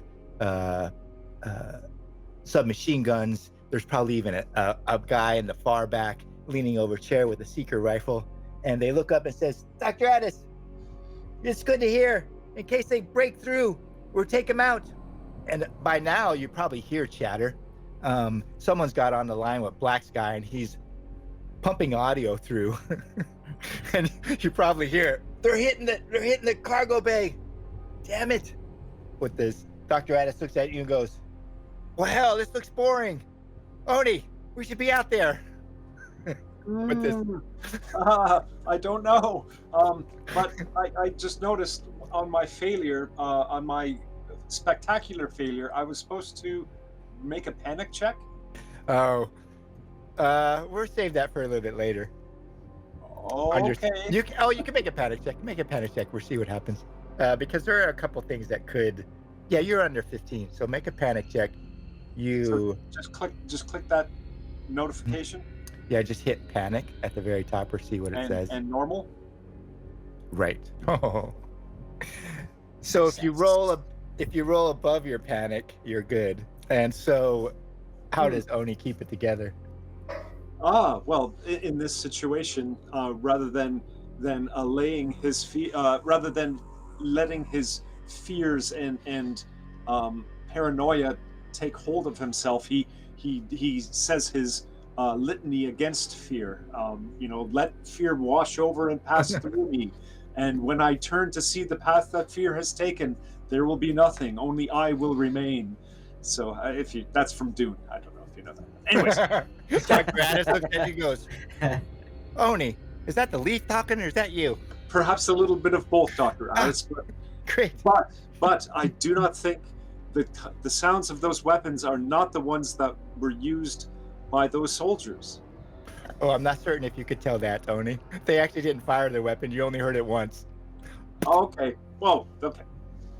But I made that. Or maybe your soldiers, your history, you're going back in your history. Yes. There you go. It's possible. He looks at you and he goes, "Well, I guess we could wait here. They said Swike and Ball and Dren, and I think one of your crew members, Harm, went out there. And Basilio went out after them. I'm sure they'll be okay. There's enough of them." Shall we go down more cautiously? He looks at you and goes, "Cautiously?" He's got 2 submachine guns in his head. Yeah, exactly. Sure. Well, let's gear up then. I guess we could actually just follow the sounds, right? The reports. Yeah, I think if you put on, if Dr. Addis convinces you to put on vac suits instead of waiting here with the rabble in Praxis bar, you'd leave both airlocks, and it becomes obvious, where the commotion is coming from. Dr. Addis's intercom would probably sound in your vac suit helmet, and he goes, "Oni, shh, that sounds like it's coming from Cobalt." A little subterranean creature? No. Well, he kind of looks like that. He is a short man with spectacles, but he sells, knickknacks and refurbished gear and arms and stuff. And He kind of gets under the skin of some of Nicole's people because he takes away business and he lives out here. He's got his own shop there. I wonder what's going on. Think we should wait out here or go in? Hopefully, it doesn't sound like there would be much that we could do. Maybe we should just wait until somebody needs medical attention. Right. You take the left side, I'll take the right side. He goes up and he puts himself up against the right side of the wall, facing the doorway. All right. If anything comes out untowards, you just open up. We fix him later. Oh, okay, Doctor. Okay. I swear I'm gonna throw Ball out of that airlock and have him shot. So, Harm, you're laying across Koval's lap, and he like leans over and he like tugs you up and he goes, "Damn it, man! What are you all thinking? Try to get Ball to settle. He's got death in his eyes. Look at him." And you look up and you can't really see because he's got his helmet. "I know that big creep. Hell, you're gonna have to take him out, or we're all gonna die." I guess I'll kind of just hiss. How do you expect me to get a clean shot from here? I don't mean kill him. Just tackle the bonehead. Is he standing right now, or is he like he's still like against the wall. up against the wall? Okay. He's starting to come out from the wall with Vanessa. He's probably 5 feet from Demios 2. You're probably just slightly behind the attack android. You know, you've went towards the main counter, and Cobalt has dragged you up, and so you're probably standing behind him now. Demios 2, and then Cobalt is maybe 5 feet in front of him against the wall. There's just mayhem and everything. Just walking there now is there's stuff all over the floor. You probably see Dren in the back, like trying to find a hiding spot, and someone else, which is Basilio, dive into some CRT monitors. Is he close enough where I could like attempt to like dart out and like try to like bowl him over through his legs? Sure, Like, just tackle him through his legs. You could tackle him. That's perfectly reasonable, Harm. So you're gonna bolt at him and try to take him out? Yeah, with his legs. Yeah. Okay. That would be probably. You can. What do you think you would roll? Could be a combat roll. Could be a speed roll. Good question. I think well, I mean they're close enough to both, but probably combat, just to like Sure. have it be like he's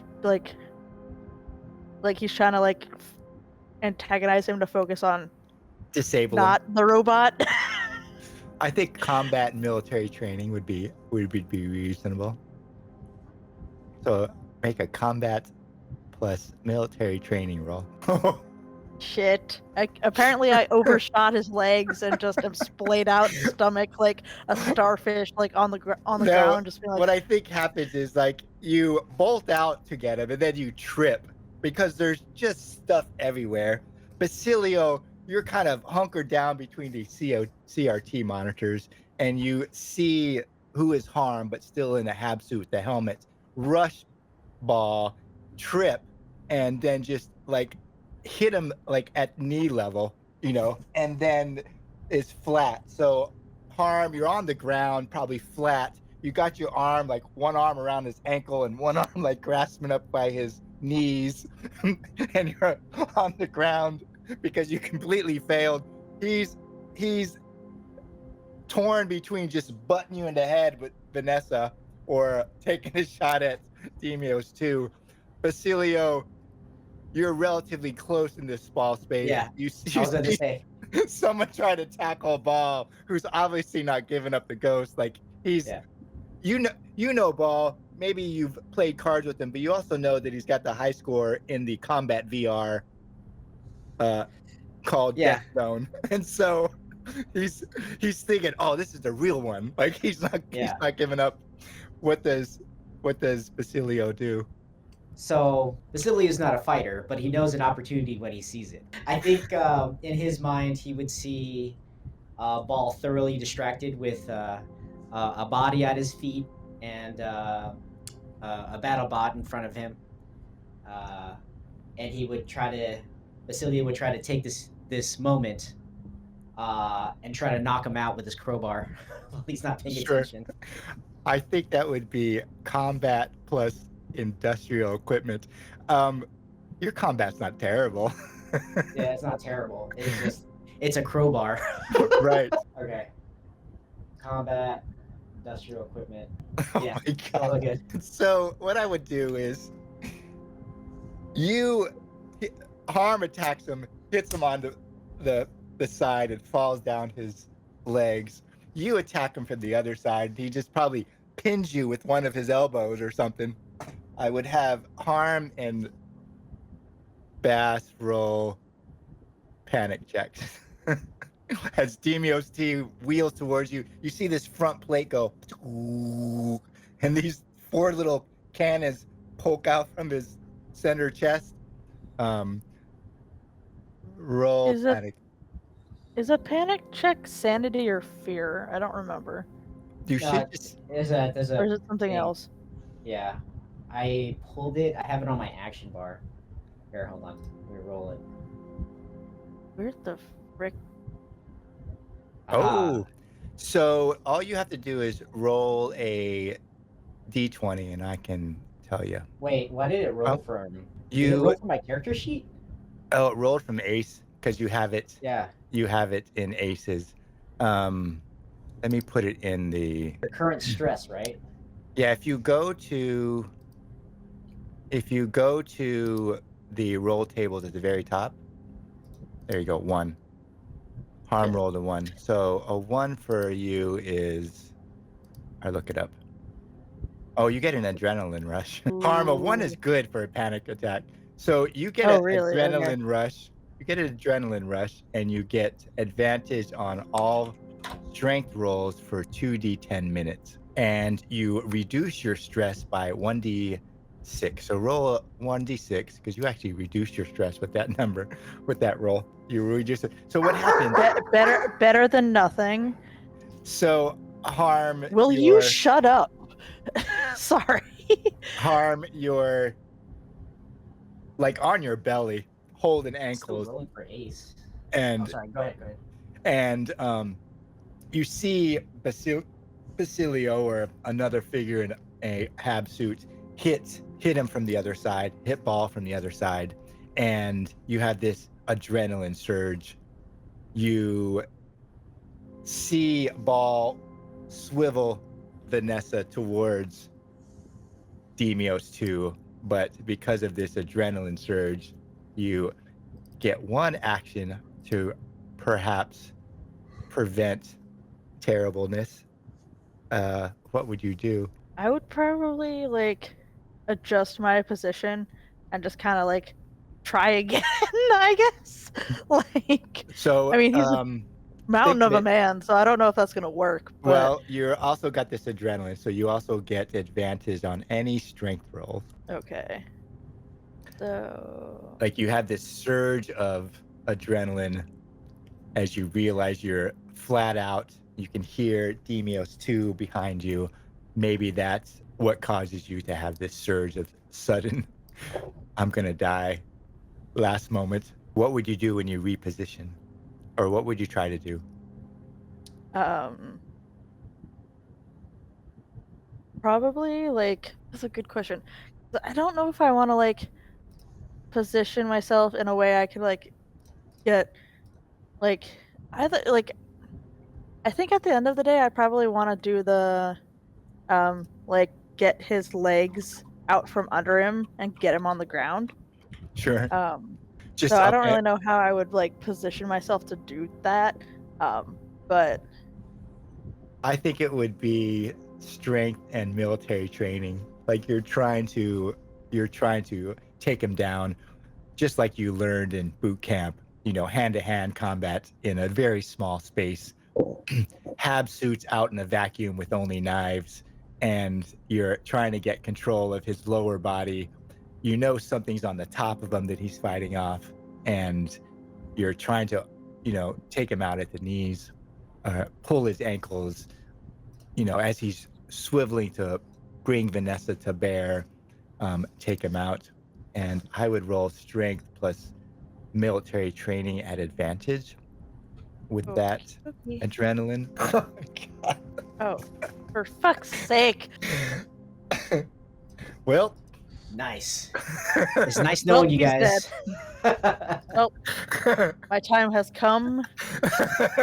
Nice serving with you, I guess. Well, we're just gonna roll. The Demios 2 just lays off.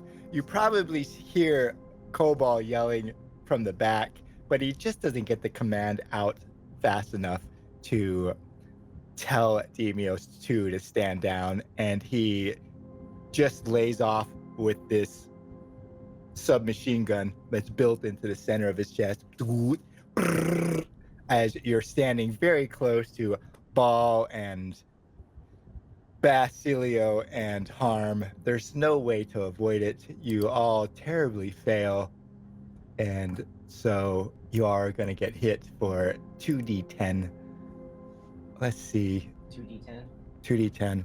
So I roll 2d10 for Basilio first. Basilio, you take 10 even, a 9 and a 1. Okay.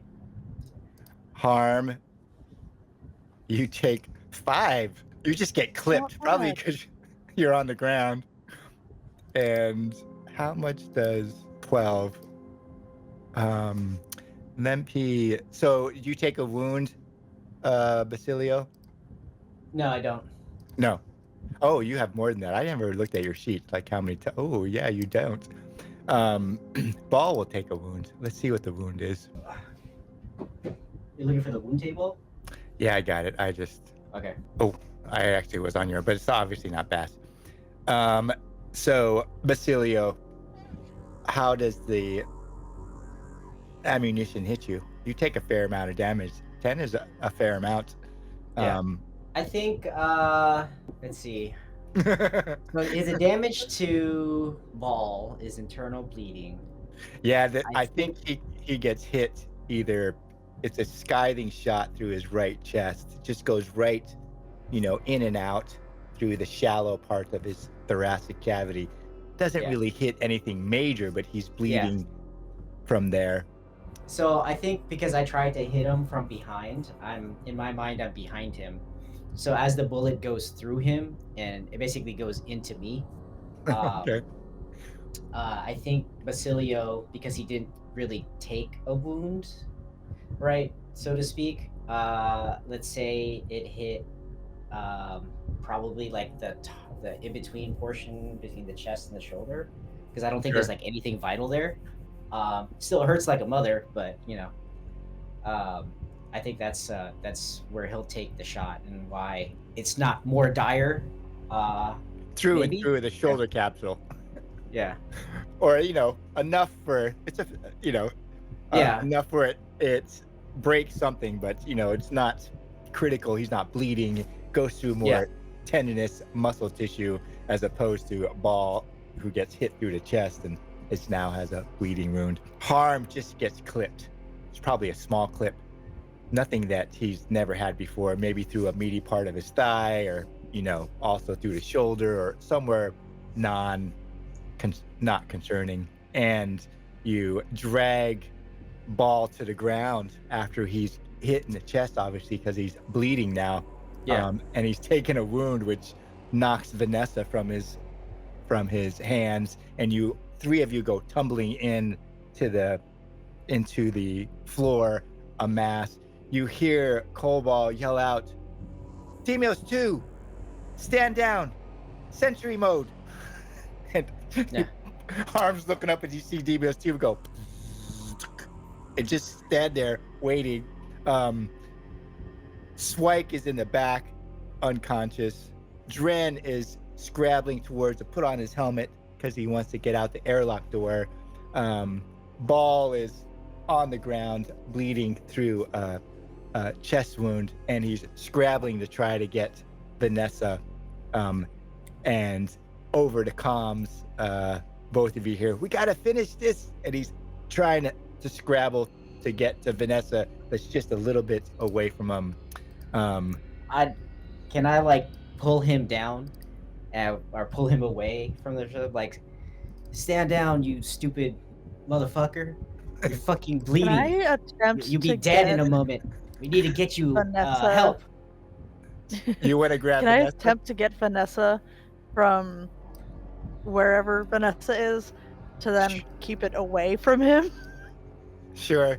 I think, Bass, you tackle or stand on Ball. He's much bigger than you, but he's obviously still bleeding, and you can hear his breath is coming in this kind of gaspy, rough, and he eventually isn't going to have the strength to get towards Vanessa. I kind of like force him to like look at me. I'm like, listen to me. Look at me. Look at me. You're fucking dying. Stop moving. Harm, you scrabble and pick up Vanessa. Vanessa's a fairly impressive, beautiful gun. Has Vanessa written down one side. It's a well-weighted pulse rifle, but you probably don't have the appreciation at the moment to really be able to tell how well-weighted and balanced it is as you scrabble out and pick it up. On the outside, Dr. Addis and Oni are posted up against the wall. Dr. Addis comes over Cons. Oni, sounds quiet in there. You think we should wait? Was the door open or was the door closed? The outer door, the outer airlock door is always closed. I'm sorry. I thought we were like standing outside of the little shop booth. No, yeah, you're outside the airlock door. It's like a exterior door and a small, and then an interior door. My fault. Yeah, no. Context is everything. So let us cautiously move forward. Roger that. He puts in the key, and the outer airlock door goes. All right, I'm going first. I got the ammunition. Oh, maybe you should go in first. You got that slippery thing. Yes, the goo gun. Goo gun. Goo gun. Goo gun first. So yes, sure. Machine gun. Just go in there, guns blazing. Ah! You go in, you cycle the door. Dr. Addis is looking up at the two lights, one red and one green. He's going, come on, green, baby, come on, green, go. So, yes, we're going. You circle the airlock, the inner airlock door, and it opens up, and you go stepping through, and Oni, you step through with your goo gun. You have a man at your feet scrabbling to get a helmet on. The shop looks like it's been torn to pieces. You could probably recognize Harm because he's wearing his vac suit, and there's probably something on it related to the Bishop Gambit that that's Harm, even though you can't see his face. And another man, Harm is picking up this pulse rifle. Another man is like standing on top of this huge guy who's obviously bleeding and got a chest wound, laterally. And then all you can really see past him is this huge robot or, non-sentient AI combat behind him. You probably don't know what that is, but you see him just swiveled there. His chest is open. He's got these 4 guns sticking out, and the shop is just crazy. There's stuff everywhere. The shelves have fallen down. Knickknacks are everywhere. What does Oni do? So the situation, does Dr. Addis and I both pick up at the tail end of the yelling that was happening? I think you come in just as Harm is scrabbling to pick up the pulse rifle, and Basilio is pushing down Ball on the ground. You probably do not hear Cobalt say, put Demios 2 in sentry mode. You come in, see Harm scrabbling for a gun, Basilio pushing down Ball, and this other man scrabbling towards you with the helmet. And he looks at you and goes, quickly, open fire, it's gonna kill us all. He's put on his helmet. The person with the chest wound is yelling that out. No, that's the other guy. there's one guy close to the airlock door. His name is Dren, and he's Ball's friend, and he's one of the 3 that went with Harm, Swike, Ball, and Dren. And so he was the one that was thrown down the hallway, and Basilio kicked his gun away. He's trying to get out of the shop, and he's yelling at you to take out the combat android. It's went rogue! Cobalt's in league with the mercenaries that tried to took Quandra! He's putting on his helmet as fast as he can, but he can't get it on right. It's crooked a little bit. Well, I've passed my panic Right. test, so I'm going to go in, at least from a game perspective, justified in being calm. Sure. And so do my best to sort of, I mean, there's no gunfire happening right now. I mean, as far as we heard, it would have happened before. So I know I'm pushing it, but anyway, I think it's reasonable. You are sole survivor, and you probably find this place of evenness. You know, you're able to look at the robot and see that it's just standing there. Yeah. Yeah, not with the red beam going. Right.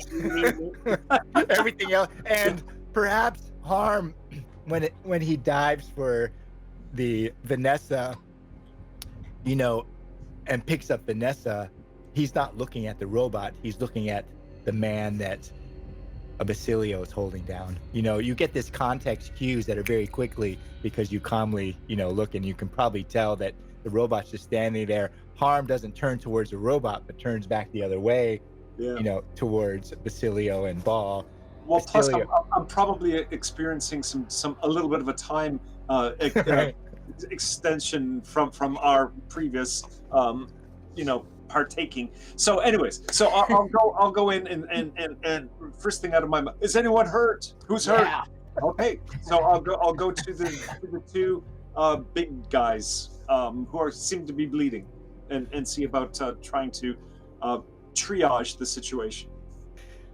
Yeah, Oni, Basilio, your helmets show you people's faces. Now, Oni hasn't met Basilio, I don't think.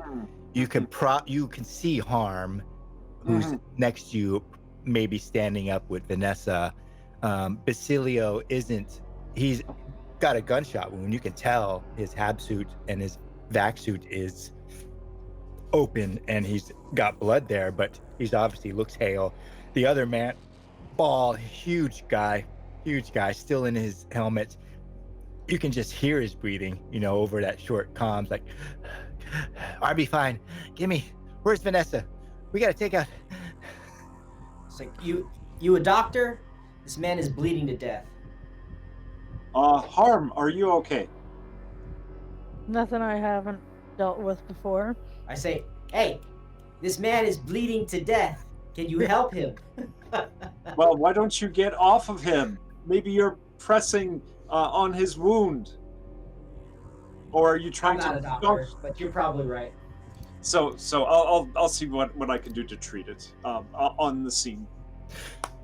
Sure, I think you take off his helmet, and he's breathing rapidly. He's bleeding out of this smaller wound through the rib cage that's probably entered his thoracic cavity, but you know it's shallow, but it's just bleeding out, probably intercostal artery or something like that. And you got to do something, or he's going to bleed out right here on the floor.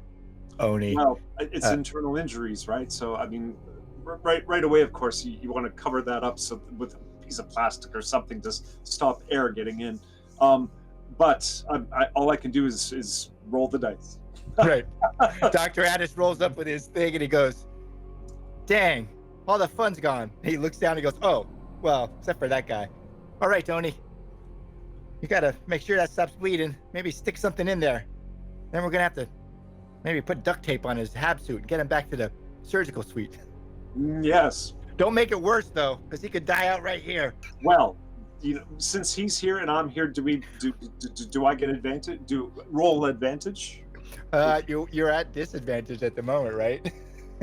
Are we? Why? Yeah, because of the blue leaf, I think. Okay, so okay. Let me see. I will roll for Dr. Addis. He's gonna be two separate rolls then. Well, or does it even out, and so it's just a straight roll?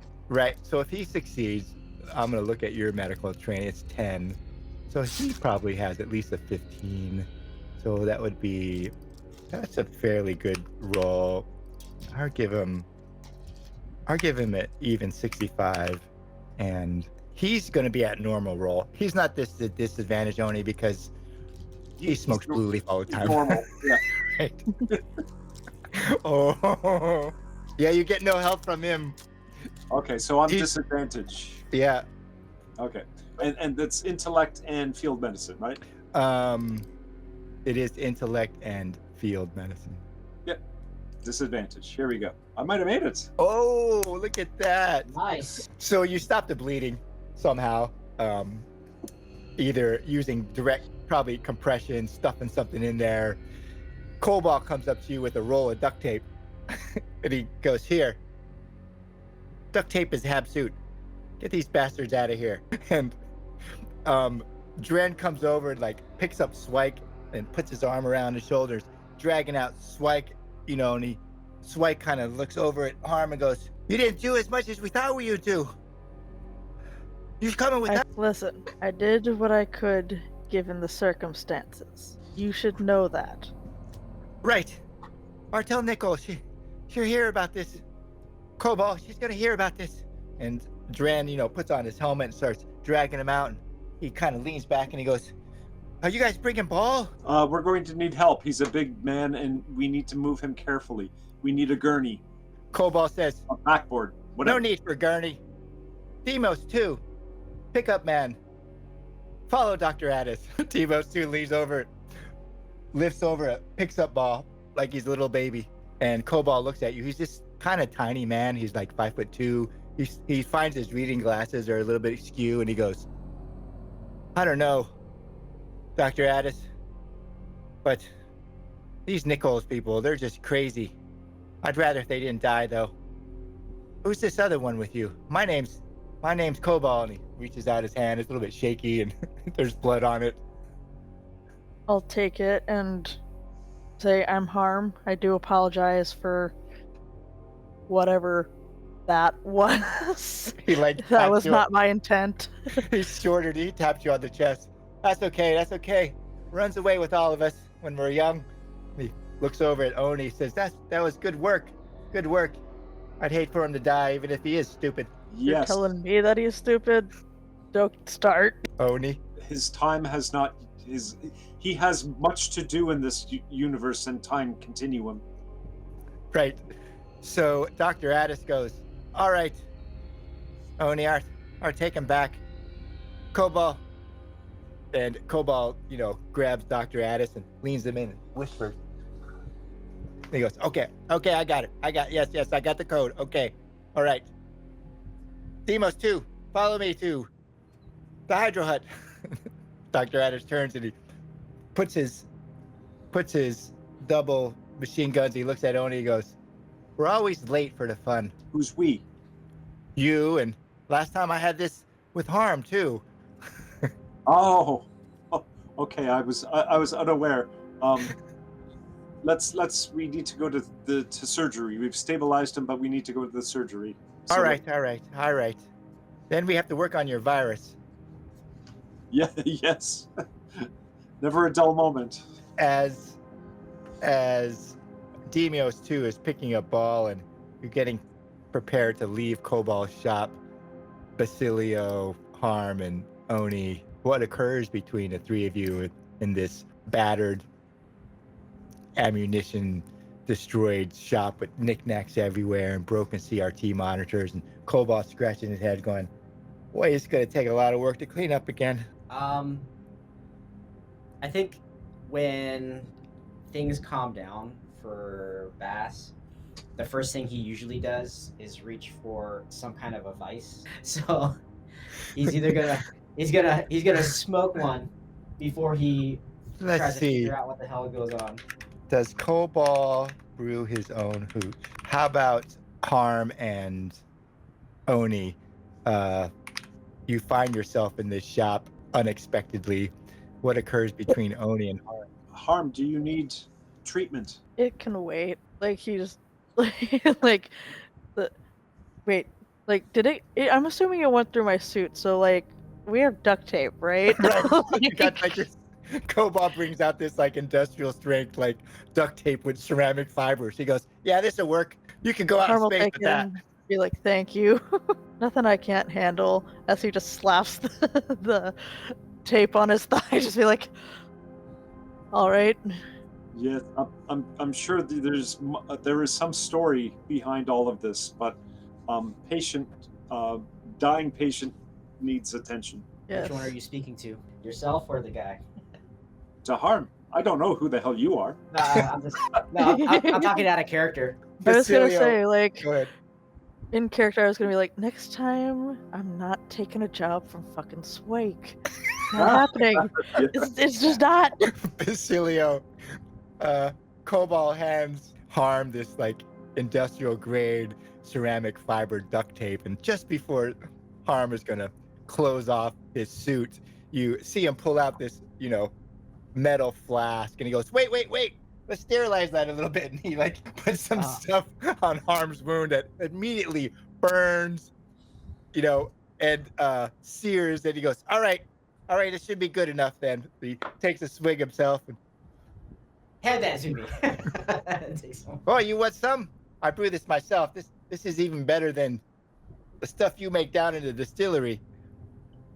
Oh yeah, you're gonna have to show me how to make it as I'm like taking a couple sips. So, So, stranger, you are also wounded. Do you need treatment? Actually, I'm the stranger. You're the local. Yeah. I'm gonna say, hold on, how do I do this? Not at the moment.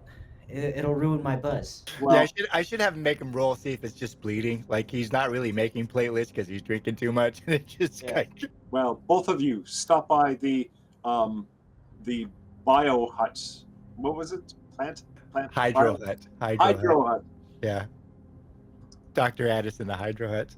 So what happens is, Oni, eventually you follow Dr. Addis back. You patch up. Do we You do meet- the surgery roll? No, I'm not going to have him die. You patch up Ball, and you meet Nickel, who's head of security. At some point, she questions you deeply about what happened, but you have no idea what happened. And Ball is raging about Cobalt. Nickel is a very pale and kind of angular woman. She doesn't say a lot. She seems to listen and think before she speaks, which is completely unlike Ball, really. And she has this way of speaking where it's almost like she's orating, or that she's already planned what she's going to say well in advance. And she kind of looks you over and asks you where you've been, what kind of things you've done, how did you get here, what your particular skills, and she's very articulate, and her questions are very probing into Oni's abilities and background. How would Oni interact with her, do you think? Given everything that's happened, Oni will give the backstory, but nothing since waking up in cryo, other than he woke up in cryo on the Bishop's Gambit, but no other details from that point forward. Would he tell her his backstory of his? Yeah. Oh, so he'd tell his backstory, but nothing after. Okay, so Yes. she knows that what happened to your people. Not the current, campaign arc. Right. Okay. Yeah. But your history. Mhm, She seems to find that interesting, Oni, and says, "Well, maybe we could do each other a favor here and there, and perhaps I will look for information for you." And she just kind of she's appraising you. Maybe you don't. She sort of listens to Ball, but you realize that at some point Ball is digging his own hole with Nickel, who's in charge of the security, and at and she focuses on you and asks you all these kind of very pointed questions and seems to be like measuring you. You get a sense that she's measuring you, how deep you are, how tall you are, what your background is, how she might be able to use you, that sort of thing, before she carts Ball off, or she just kind of looks at Ball and she goes, time to go, get up, let's go. And he kind of shuts up and stands up and thanks Dr. Addis and you for fixing up. Basilio and Harm, would anything occur between you two in Cobalt's shop in the aftermath? You both kind of try to tackle Ball, and I say, I would actually converse with Harm and be like, what the hell are you thinking? What would drive you, an off-station spacer, to follow the dumbest mofos into battle? If we're being honest, I should have trusted my gut with that one, so I have no fucking idea. I don't either. You've Let's seen be what honest. that thing is.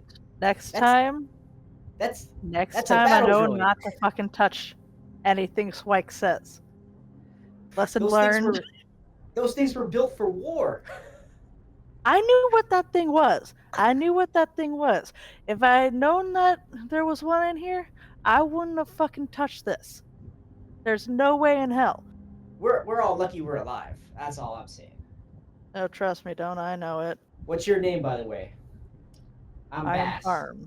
And where are you coming from? What ship brought you in? The Bishop's Gambit. Kind of a ratty hellhole, but it's home, so. Oh, the Bishop's Gambit. Yep. I guess you're the folks that I'm actually looking for. Word is your ship is in dire need of repair. That is correct. Well, lucky for you, I'm the best damn mechanic here. And I'll kind of like flex a little bit, let that chain dangle. Harmel just kind of raise an eyebrow and just like look at him like very dubiously, but like not say anything because he's just like, I don't know enough about this dude to challenge it, but I have my doubts now. So great. So I'll be your ship's mechanic. Here, we'll drink on it, and then they get beer. I don't even didn't even offer it as a question of like, hey, hire me here. I'll be your ship's mechanic. Here's a beer. We'll drink on it. Toast. And I'll hand him the beer, and then I'll clink it like he was going to toast, but I'll do it for him. I'll start drinking. So you're in Cobalt's shop, and Oni is left with Demios 2 and Ball, and has his run-in with Nicole, and you're in there when Basilio offers Harm a beer, and then you smell food, this aroma coming out from the back, and you see this little old man, Cobalt, with his reading glasses askew. He's got a plate in each hand, and he's balancing a plate on his elbow, and he comes out and he goes, hell, and he puts his hand across and sweeps off the countertop, which is just destroyed, and he puts up a plate, and that one's for you, Basilio, and puts up another one. That one's for you, Harm. Even though you messed up my shop, we all gotta eat. And he puts it down, and it's this noodle contraption in these ceramic bowls, just smells heavenly, and he goes, well, might as well eat together. Nothing good about this sort of thing. And he goes, looks at Bass, and goes, give me one of those long breaks.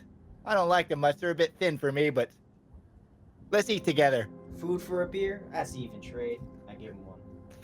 And it just kind of fades out as Harm and bleeding from one part, and Basilio bleeding from his shoulder, and this old wizened shop owner eating noodles, with mismatched chopsticks and these short beers in front of him, and Oni, standing working on Ball with his VR glasses, and Demios 2 in a corner, just standing straight up, the robot sitting there, and Dr. Addis just, knocking on him a little bit and goes, this spring's pretty solid, Oni.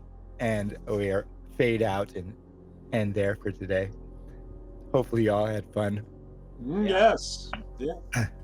I never- really should I like not the character have development. like I mean like- the I NPCs. should have like I was very wary of like him in the first place. Like I should have known, but apparently it works for getting everyone together. So like, whatever. Yeah, Yeah. the second, like you guys started like arming up, I'm like, oh no, this is going to combat. This is going to But I was combat. I was like, it's too fucking late now. Like, Yeah, I don't know what's going to happen. I don't know how Harm's going to play that either.